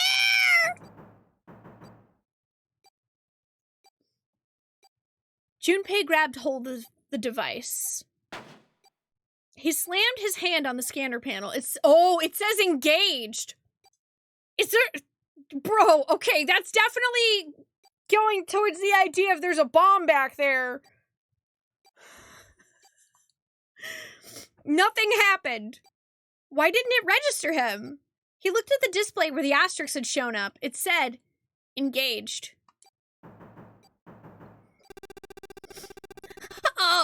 Oh my god! Oh my god! There's no time left! Listen! I was lied to! He lied to me! He put me in here! It was him! He killed me! It was him! Ah! Ah!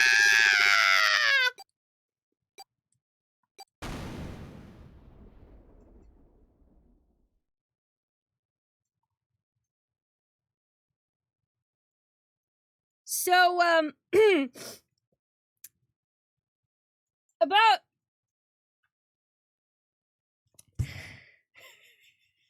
about not getting that guy's name.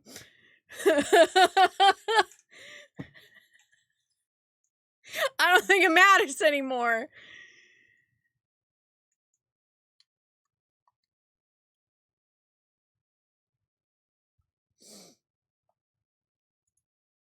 Man sealed his own fate.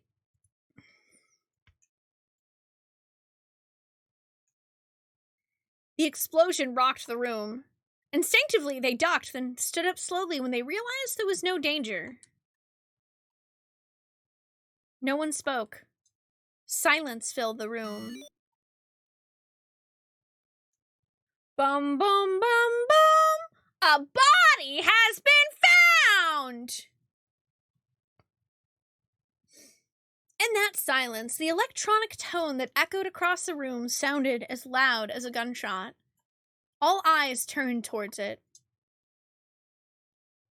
It had come from the device mounted next to the door. The display changed from engaged to vacant.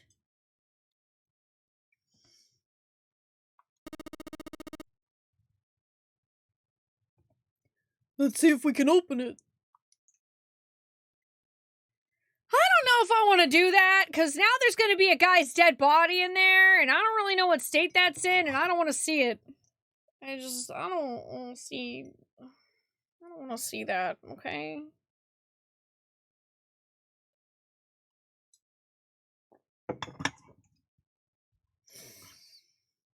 Seven. The mountain swallowed hard. Junpei nodded and placed his hand on the scanner panel. A red asterisk appeared on the LCD panel. The device had registered Junpei's bracelet number, 5. His was not enough, however. At least 2 more people were needed. Time to save!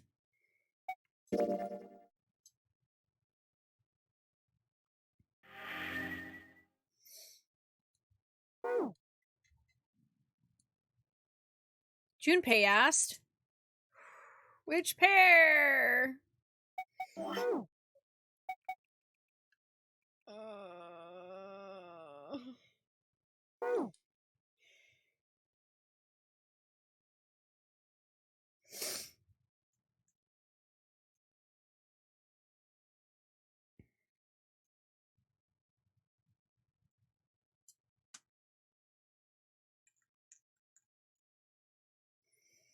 Oh boy. Yeah, they just repainted the walls pink. Danganronpa blood pink. Okay, now I have to decide. Also, sorry chat, I'm deciding on my own. I don't want to be influenced. I'm just thinking.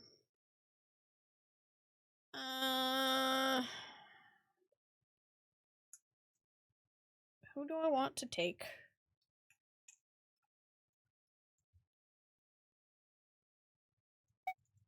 Let's bring...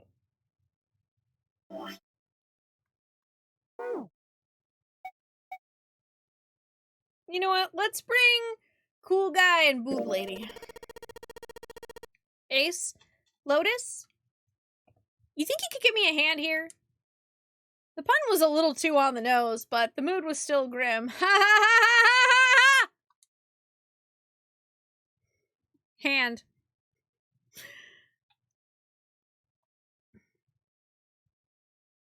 Both Ace and Lotus lifted their left hands silently. Yeah, I kind of figured with the door numbers being painted in red that was probably a good indicator that the blood in this game is not going to be hot pink. Kind of figured that. Oh, thank you, Static. Hilariously, it was an accident, but it'll probably fade back into more pink. It actually does look a little bit more pink than it did last week. I've watched it once since I dyed it. Yeah, I was trying to get the the color pink that our gremlin emotes are. Like soup and think and all that. Like those, I was trying to make it more of like a red pink like those, and I knew that I needed to really, really be careful about how much red I put in there, and I somehow still put too much red in, so... But yeah, I was like, you know what? This kind of works, though. Thank you. I'm gonna just, you know, be Commander Shepard for Halloween and roll with it.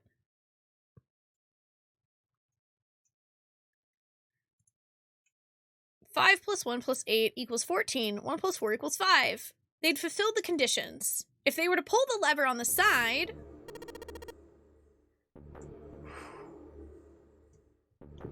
Oh yeah, it made me laugh too, Marsh.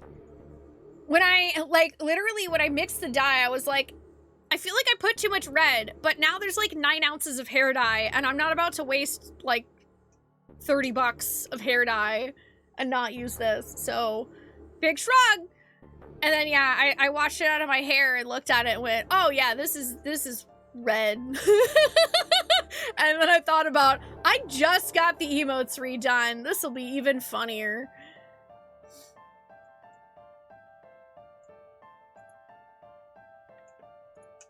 Well, according to the Game X-Fire, we're only allowed to have 3 people this time. Are you guys ready? I'm gonna open it. Junpei grabbed the lever and looked back over his shoulder. They stiffened and nodded. Junpei nodded back and set his mouth at a grim line. Then he slowly lowered the lever.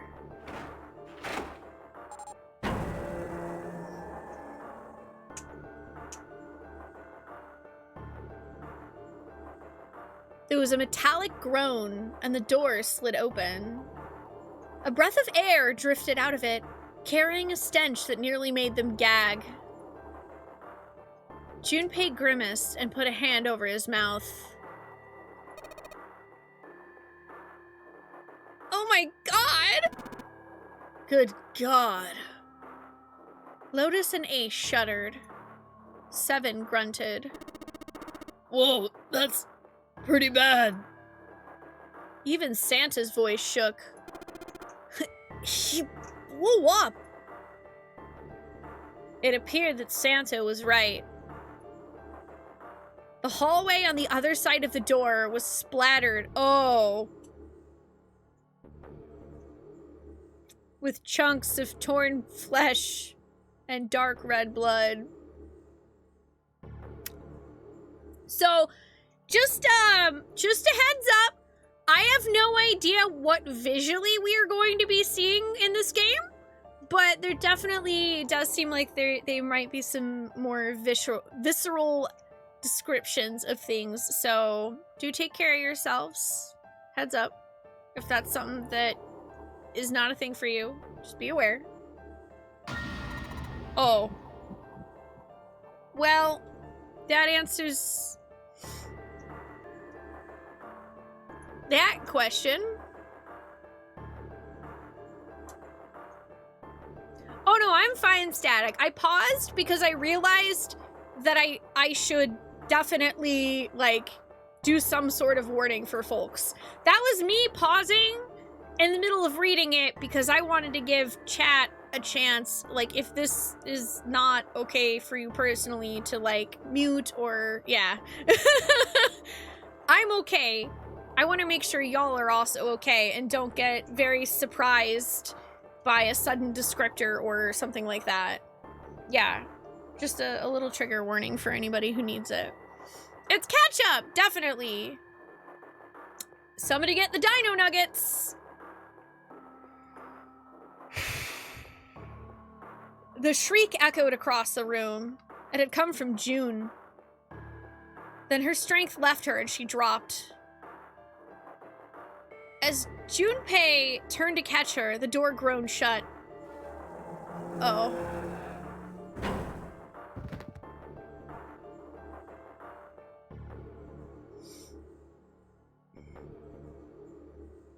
She crumpled to the floor.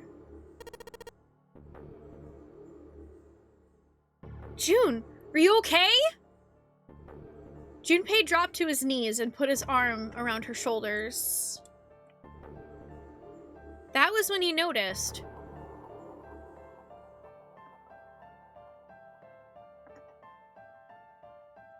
Her whole body was feverish. She was radiating intense heat. What the hell? Where'd this fever come from? June didn't answer. Her face looked like wax, and her whole body began to shake. Alright, let's just rest for a minute, okay? You think you can walk? She nodded weakly. Junpei lifted June to her feet and guided her to a nearby chair. Here we go.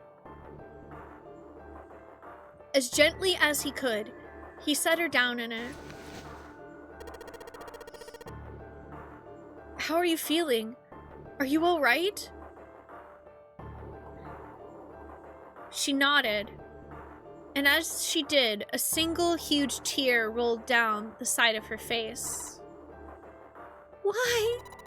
Why did this happen? Her voice cracked, broken by misery and grief, and choked by sobs. Why did this happen? Junpei spun around. Do any of you know what the fuck is going on here?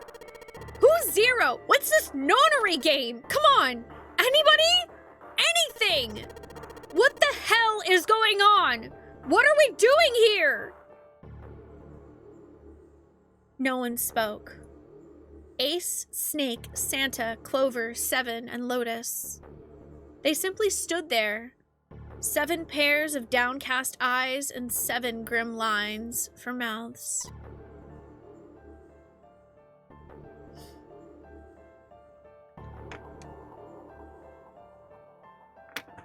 guess I should mark this guy's dead, huh? He dead as fuck.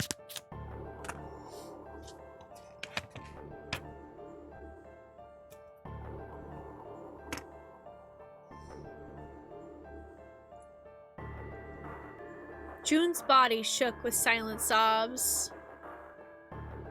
They slowed as the minutes ticked by, and eventually they stopped.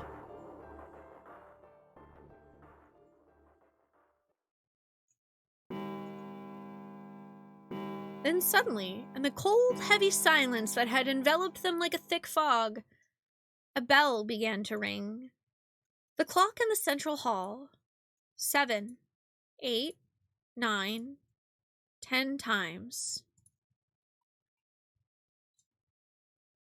And then, on the 10th ring, it stopped. The sound of the bell faded away into silence. It's 10 o'clock then. Ace said what each one of them had been thinking. That means it's been an hour since Zero's little announcement. Seven's deep voice echoed across the room. Fuck! I've had enough of this crap! Santa leapt to his feet, his fists clenched. How long are we gonna pussyfoot around like this? We've only got 8 hours until this time limit Zero was going on about is up. Let's get going already! Go! Go! Santa's outburst fell on deaf ears. No one seemed to agree with him. I agree with you. Personally, I'd like to not die. They stared back at him, their eyes blank and their faces tired. Finally, Lotus spoke. No. I refuse.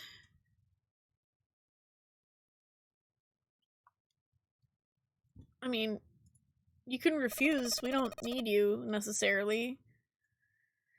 I'm not gonna end up like him. Him? You mean the 9th man? Of course! Who else? In his mind's eye, Junpei saw the corpse again. Aw, dude, please don't show us a visual, though.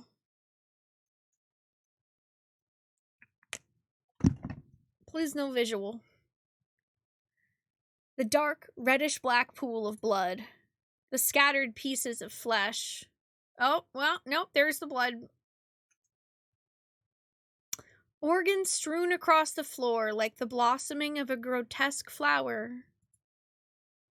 The explosion that had torn through his body had been powerful.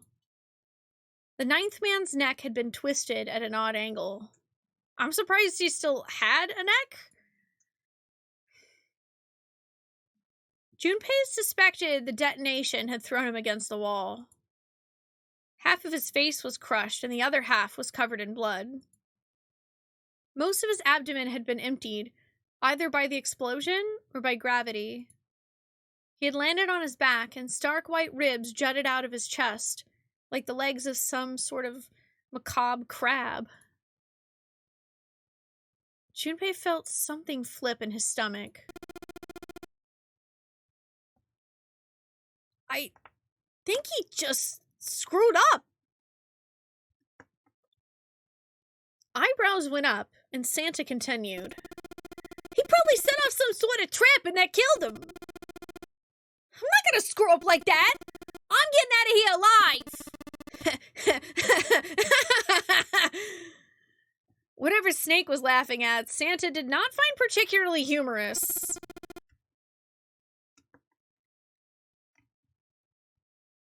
Oh, I just realized this whole time that was Snake laughing, sorry. What's so goddamn funny? Oh, my apologies. You were just so very confident. I couldn't help myself. What the fuck? I think you've mistaken the situation. Huh? The 9th man's death. It had nothing to do with a trap, or at least not the sort of trap you imagine it did. Then he broke one of Zero's rules. Yep. When it comes to games made by Spike Chunsoft, don't break the rules. You break the rules, you die.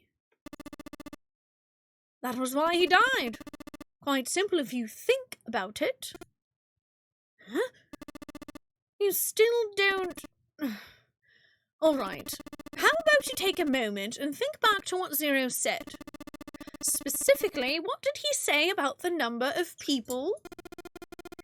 He said only 35 people could pass through one numbered door. Right? And after that, you've forgotten the relevant part. What did Zero say? Santa furrowed his brow in thought.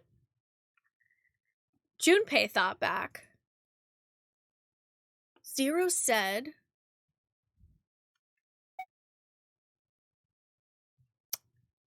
Everyone verified has to go through. All those who enter must leave, and all who enter must contribute. Right? I think it was something like that. Whatever it was, it means that groups of less than 3 or more than 5 can't go through. That is correct. A gold star for you, Junpei. Hey! I was right. This guy does think he's better than us. And he's right, probably. Snake inclined his head toward Junpei. The 9th man, however, broke that rule. He tried to pass through a numbered door by himself. That was why he was executed. Then Zero's watching us from somewhere, making sure we don't break any rules. Oh, I'm not so sure of that. Why not?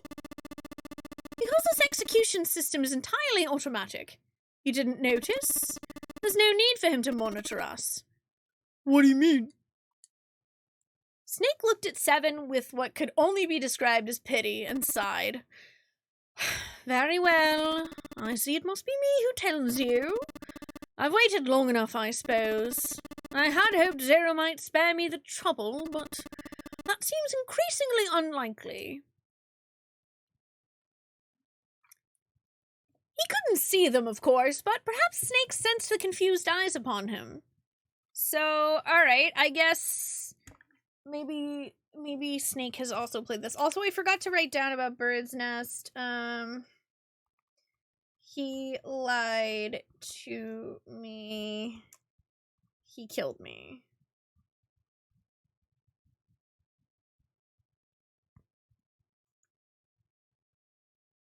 I meant to write down that he said that because we don't know who this he is that he's talking about, but I feel like that's going to be relevant and important. When Ace spoke, he gave words to everyone else's thoughts. Do you know something? Well, I know a great many things, but yes. What is it you know? Here. Snake removed a card from the pocket of his jacket. With a flourish, he presented it to Ace, who took a close look at it and spoke. Come on now, what's the point of giving me this? Give me that! Santa snatched the card from Ace, but his expression of disgust quickly turned to one of confusion. Huh? The hell is this? Seven tugged it out of Santa's hands. Huh, I see. The card went from Seven to Lotus, from Lotus to June, and finally to Junpei. He looked at it and understood. This is Braille. Braille, the written language of the blind. The card was covered with small embossed bumps. Junpei could recognize it, but he certainly couldn't read it. Sorry guys, I can't read this. So, I mean, I'm guessing that this is the card that was in Snake's pocket, since obviously he's blind and he wouldn't be able to know the rules, so Braille. Junpei handed the card back to Snake, who nodded at him with a small smirk. Okay, that was fun. What's so important about that card? I found it in my pocket. I can only assume it is a message from Zero. From 0. A message? What does it say? Suddenly everyone was crowding around Snake, desperate to hear what the message said. Santa especially looked as if he were about to grab hold of Snake and shake the answers from him. Snake raised his hand. Calm down now. No need to panic. You don't need to force me. I'll read it. Junpei swallowed hard and waited for him to start. He was not the only one. Also, it's been a while since I've saved, so...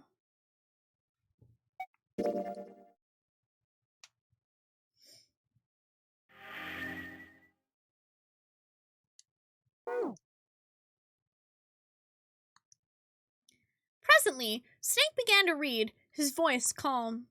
His fingers glided over the tiny bumps as he spoke. Bracelet number 2. Since you are not blessed with sight, I shall bless you, and only you, with information.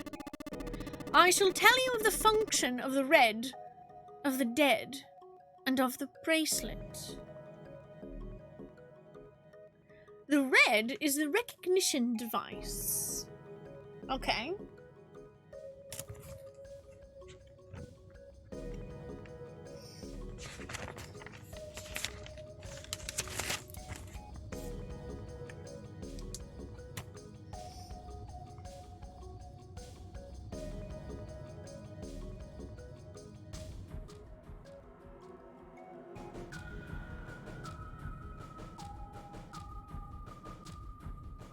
Note-taking time. It will verify your number. Beside every numbered door, you will find a red. The dead is the deactivation device. Red Dead Redemption?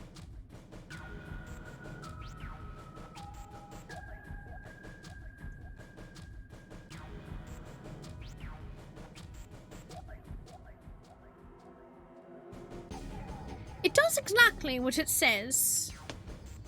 Once you have passed through the numbered door, you must use the dead to stop the detonator in your bracelet. Oh, there's detonators in our bracelet. Okay.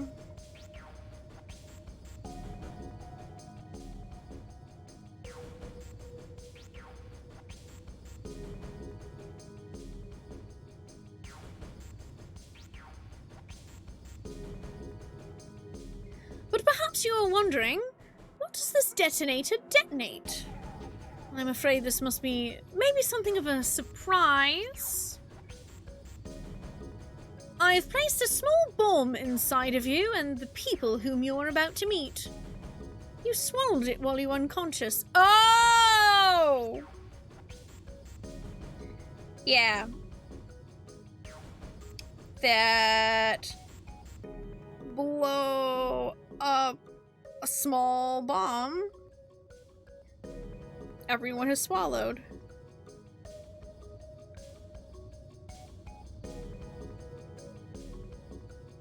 Anybody got some prune juice?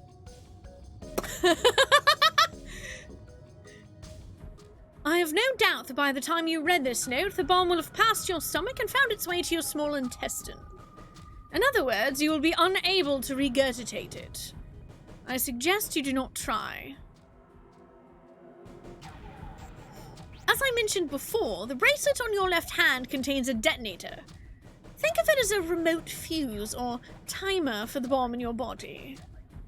There's only one condition which will cause it to detonate. That condition is that you enter a numbered door. Once you have done so, the timer will activate no matter who you may be.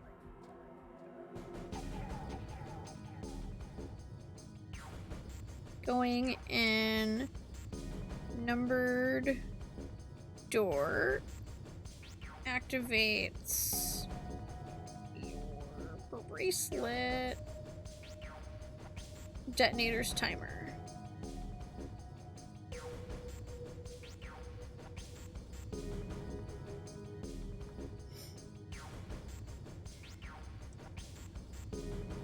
You will have 81 seconds. 81 seconds? That's a weird Is it cause 9? Is it cause 8 plus 1 is 9?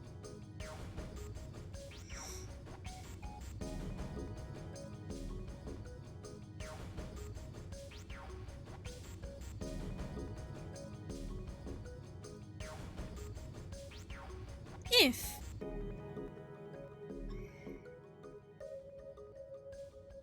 after that time, the detonator has not been activated, or has not been deactivated, it will send a signal to the bomb in your body, instructing it to explode. Yay! 9 times 9 equals 81, and there's 9 of us, and there's 9 doors, and there's... Yeah! 9!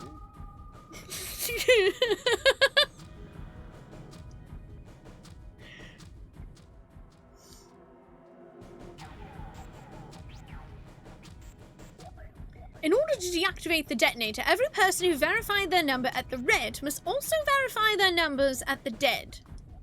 Once all numbers have been verified by the dead, you need only pull the lever at its side and the countdown will cease. Ah.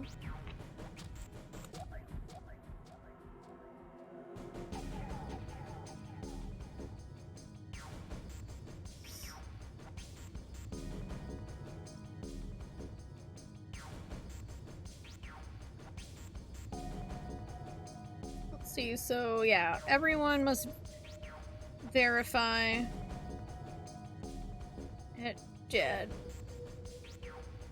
to stop.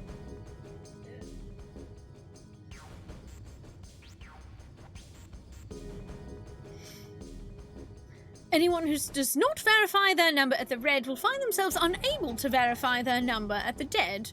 That is to say, if you should pass through a numbered door without first verifying your number at the red, in 81 seconds, you will be dead. Ha ha ha ha! You must also keep in mind that the numbered doors will close automatically after 9 seconds have passed. Everything is 9! Why does this guy have such a thing for the number 9? Maybe we'll find out. Ooh, I would love to know another fun math. Give me the fun math fact item. I would love that.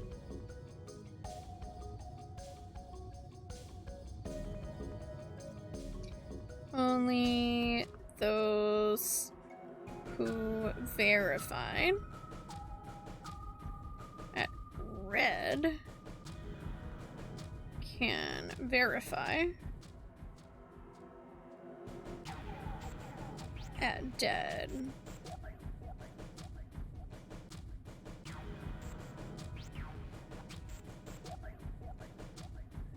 Let's see. Doors close after 9 seconds. So long as the door is open, the dead will not function. You do well to remember this. Lastly, okay, so you can't just like keep the door open or something. You can't like wedge something into the door.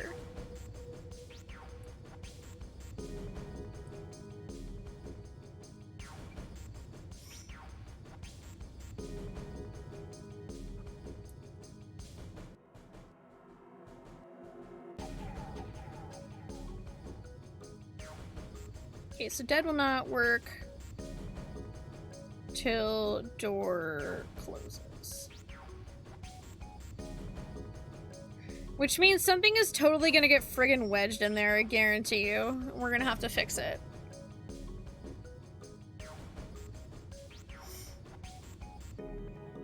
Lastly, let us discuss how to remove the bracelets. There are only 2 ways to do so. 1, you escape from the ship. 2, your heart rate reaches 0. In other words, once the bracelet is taken outside the confines of the ship, or detects that its wearer's heartbeat has fallen to 0, it will shut down automatically. There is no other way to remove your bracelet. Oh, good!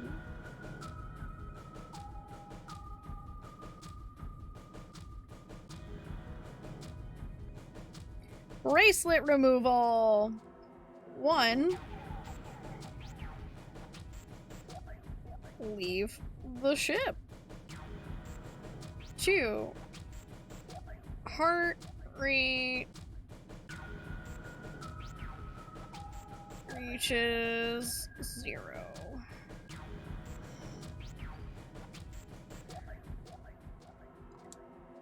If you attempt to force it off or disable the detonator, the bomb within you will immediately explode. Cool beans!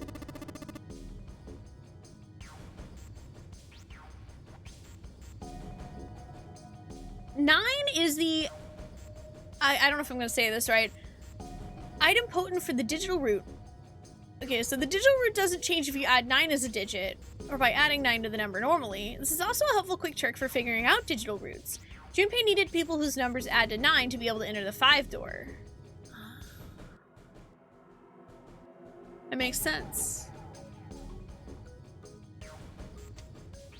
Ninth man was... Yeah, that's why they killed the 9 bracelet to start. He would have been too powerful. He would have broken everything. It's kind of hilarious, actually. This is all the information which I can impart to you. How you choose to use it is for you to decide. If used wisely, you can eliminate those who might be a danger to you. For a time, you would be able to control your fate. I wish you the best of luck.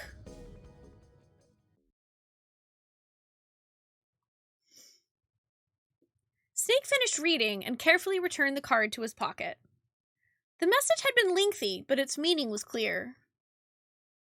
Only those who verified their numbers at the red could pass through the numbered doors.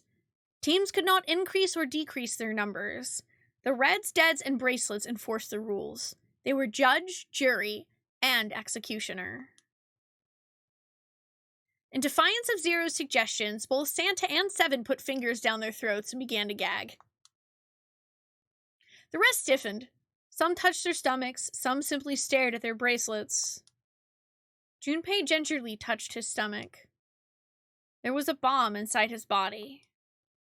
The thought of it made him queasy. His stomach felt oddly hollow, and his legs were weak.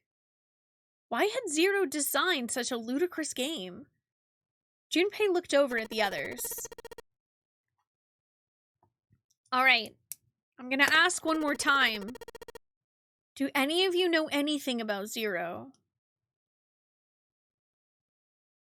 They were all silent, each person waiting to hear what the others would say. Finally, Santa spoke. Actually, I saw him. I saw Zero when I got grabbed. I didn't see his face, though. Son of a bitch was wearing some kind of gas mask. I mean, that's what happened to me, too. What the hell? Come on, guys, give me something. You know, like surprise or something. Instead, it was Santa who looked surprised. There was a moment of silence, and then everyone spoke at once. Yeah, I saw him, too. Me too. He was wearing a gas mask. As stories were sorted out, the truth became clear. All of their stories were the same. They had been abducted at home at midnight. The person claiming to be Zero had worn a mask. There had been white smoke, and then each person had passed out. When they awoke, they had found themselves on D-deck in a room with a 3-level bunk bed. Only Seven's story seemed to lack the detail of the others. Oh. Me? Yeah, well, mine was just like the rest of yours. That was all he had said. Okay. Alright. Time to write that shit down.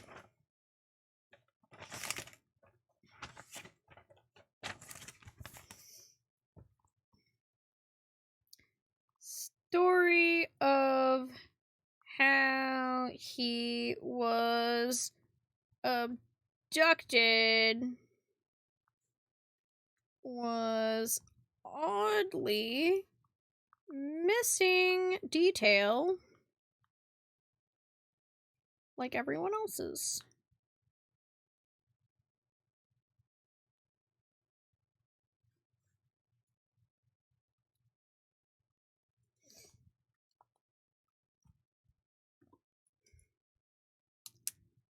was all he had said.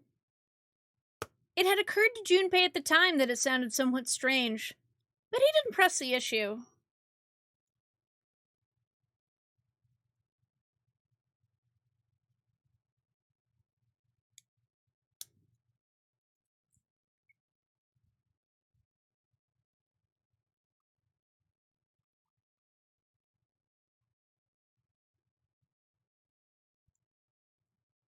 This guy is suspicious.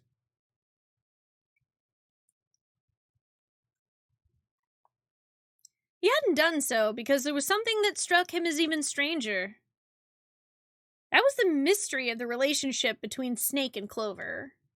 For some reason, they had been abducted from the same room and woken up in the same room. Okay.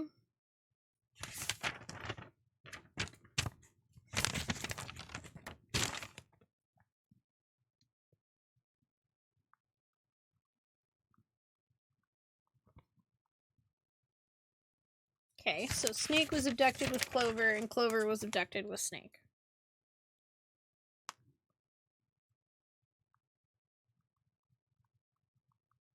Man, we're gonna get a lot of use out of the notes emote during this game. Junpei looked at them thoughtfully. So, what's the deal with the two of you, anyway? It was Clover that answered. Clearly, she felt like she had nothing to hide. We're siblings! Siblings? Yeah? Snake's my older brother, obviously. That means I'm his little sister. Oh. That really so hard to understand. Okay.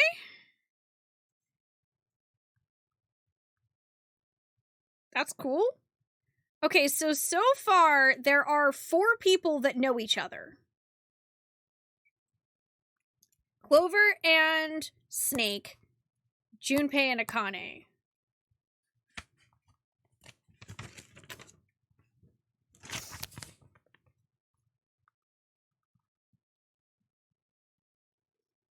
What a funny coincidence. I also have an older brother. Junpei was taken aback. The others seemed just as surprised. She is correct, of course. He laid his hand on Clover's shoulder. Are you surprised? Well, yeah, but... Why? There are other people here with connections to one another. Those 2, for instance. Snake pointed at Junpei and June. Oh, you mean between Jumpy and me? Yes, you did say you were childhood friends, didn't you? You went to school together? Yeah. June glanced at Junpei, uncomfortable with the sudden attention. No, my older brother is not a blind prince, though. Junpei felt somewhat nervous as well, and tried to scratch his head as casually as possible. Hey, you think maybe we could figure out who Zero is this way? Yeah, you're right. You connect the dots between the victims, and that leads you to the textbook stuff. Junpei, June, does any of this ring a bell? Ring a bell? Ring a bell? They looked at one another. And like it was staged, they both tilted their neck at the same time. Well, perhaps you went to this school with the son of a multi-millionaire. A millionaire? Son? Well, someone bought this boat and set up all of this. Whoever Zero is, they must be incredibly rich. Well, we can't be sure of that. To me, this seems as though it's the work of an organization, not an individual. Zero's most likely simply the representative of a larger group. What sort of organization? We actually have no idea. I mean, maybe from her outfit static, we actually don't know, like, honestly, anything about most of the characters so far. Only just perceptions that Junpei has made of, like, what they look like. Could be a number of things. An army, perhaps, or a research group. Perhaps this is all some sort of psychological experiment. If it is, then it's a pretty fucked up experiment. I mean, come on, the guy's dead. Yeah. The word dead hung in the air, heavy and ominous. The room went quiet again. I don't know who the hell this Zero asshole is, but I know for sure he's gotta be pretty fucked up in the head to do all this.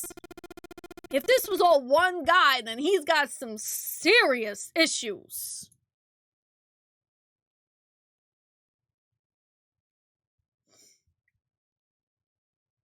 I'm with you, NRL. If I had $1 billion, I would not sink a cruise ship with some weird Saw stuff.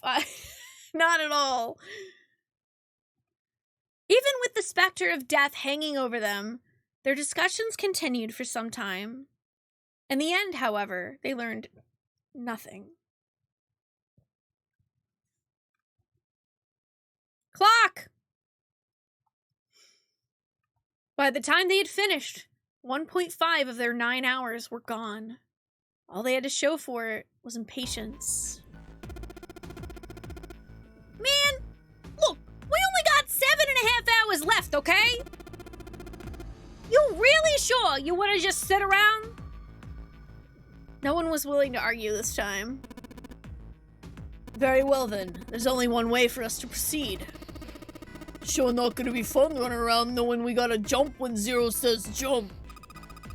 Well, it's stupid to just sit around here doing nothing. Thanks to Snake's card, at least we have some idea of how all this works. Correct, and as long as we follow the rules, we will most likely be alright. But what? Who's going to go in which door? June looked towards the numbered doors. Oh yeah, that's right. We can't have any more than 5 people in one door. All 8 of us can't go in the same door. Then it would seem we'll have to split up. Wait! Lotus looked terrified. I'm telling you now, there is no way in hell that I'm going into door 5. Come now, don't be selfish. Call me whatever the hell you want. I'm not going in there. If I'm going to have to walk through all that blood, then I'd rather stay here. And we were doing so well. Ace shook his head sadly. Okay, can you really blame the woman for not wanting to walk through just like an absolute slosh of blood all over the place? Sorry, but I ain't going in there either. Someone else can go into door 5. Ah, Santa, not you too. Hey man, I just bought these shoes. If you think I'm getting some creepy dude's blood all over him, you got another think coming. That was the last straw. What the hell, man? Weren't you the one who kept saying we should get going? Yeah? So? Doesn't mean I wanted to go in door 5. Oh god. It was an awkward silence. Finally, Seven spoke. Fine. I'll go into door 5. I can't go in there alone, though. Anyone else willing to come with me? There was another long silence. This time, Snake was the one to break it. I'll go. What? Don't worry, you'll be fine. We may part now, but I'm certain we'll meet again later. How do you know that? Because I do. That's not an answer! If you're going, I'm going too! I'm going into door 5! What am I going to do with you?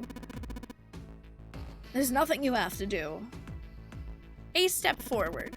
If I join you, the problem is solved, correct? 7 is 7 and Snake is 2. And if you add Clover's 4 and my 1, the digital root will be 5.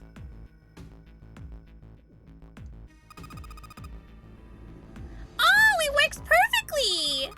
The 4 of us can go into door 5! What is that supposed to mean, Wolfspawn? You know what? I'm gonna just stop right now and I'm gonna ask you, what's that supposed to mean?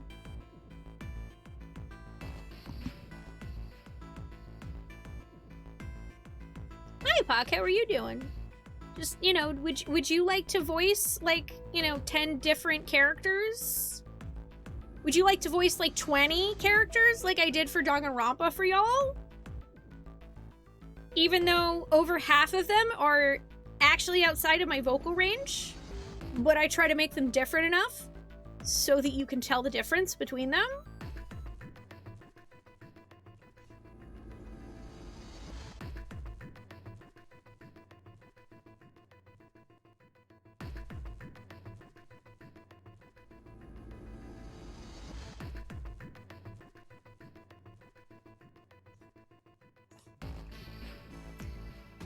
My accents aren't supposed to be accurate. They're supposed to be accentuated.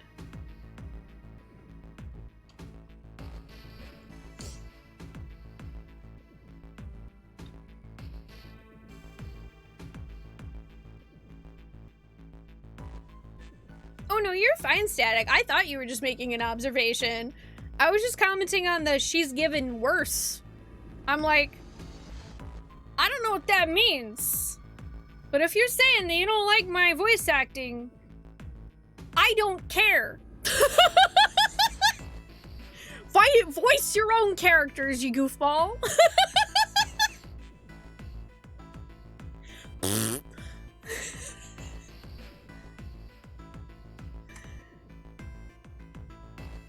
Hi, Bob. How are you doing? Thank you, Rio. Thank you, Evie. Santa's a Giants fan. Hi, thanks, Weepock. Wait, what about the other 4? What's the digital route gonna be? Junpei did a quick mental calculation. Quick math.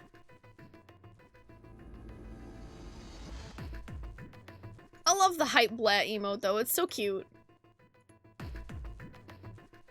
Lotus, Santa, June, and Junpei remained.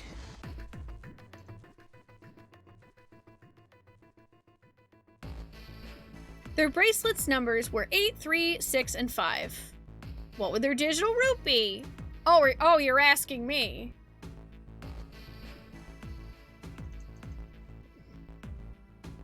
I didn't know you were gonna ask me questions.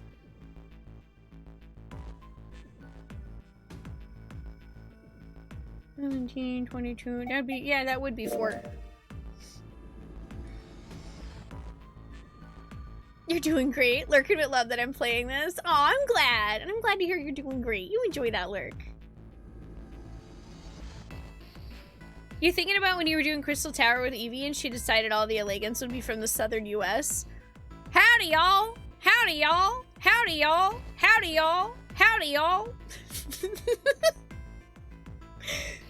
He repeated what he determined.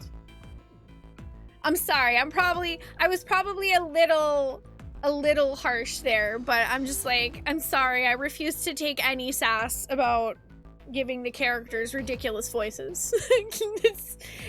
Listen, it's what I can do to keep them actually not all sounding the same. That's all I got. Add up our 4 bracelet numbers, and the digital route is 4. Then we can go into door 4. Yeah, huh. That worked out well. Junpei ran over the team assignments in his head one more time. 4 people would go into door 5. 7, Snake, Clover, and Ace. I might as well write down who's going where, right?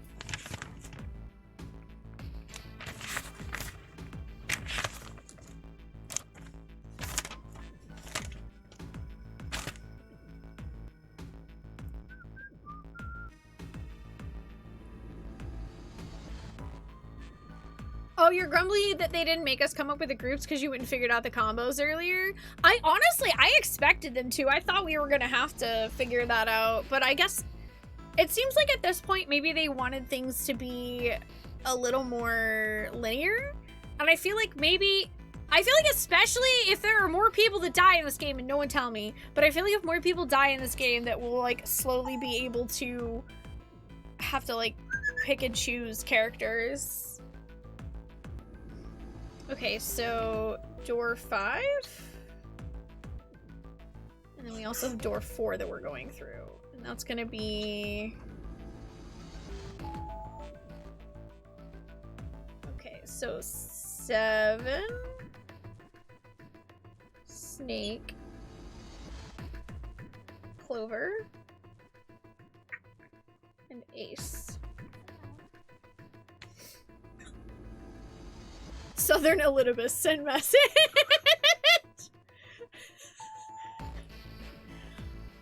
Well, you know, item finder, such devastation was not my intentions. I do declare. 4 people go into door 4. Lotus. Santa. You gotta say the I do declare part, though. That's important.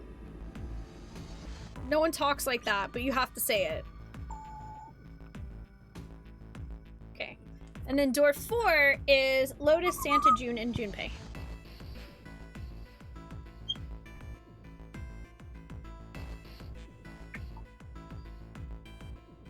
Ooh, nice! Congrats on level 7, Chubon.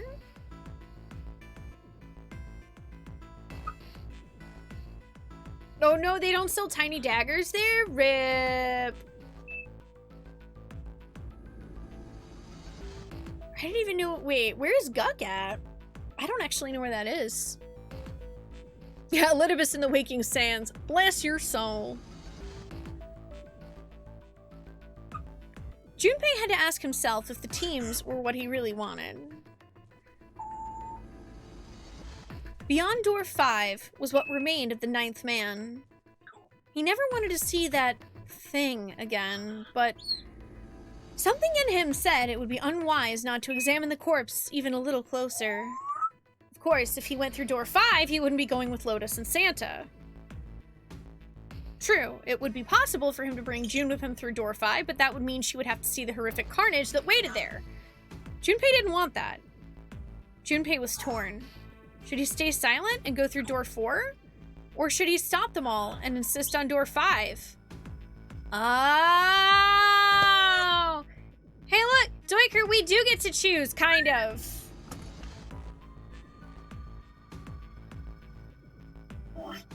Time to save.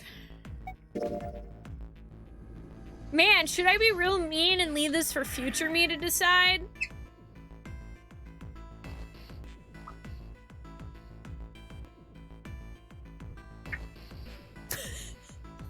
I could be a real jerk and leave this for future Spoonee to figure out.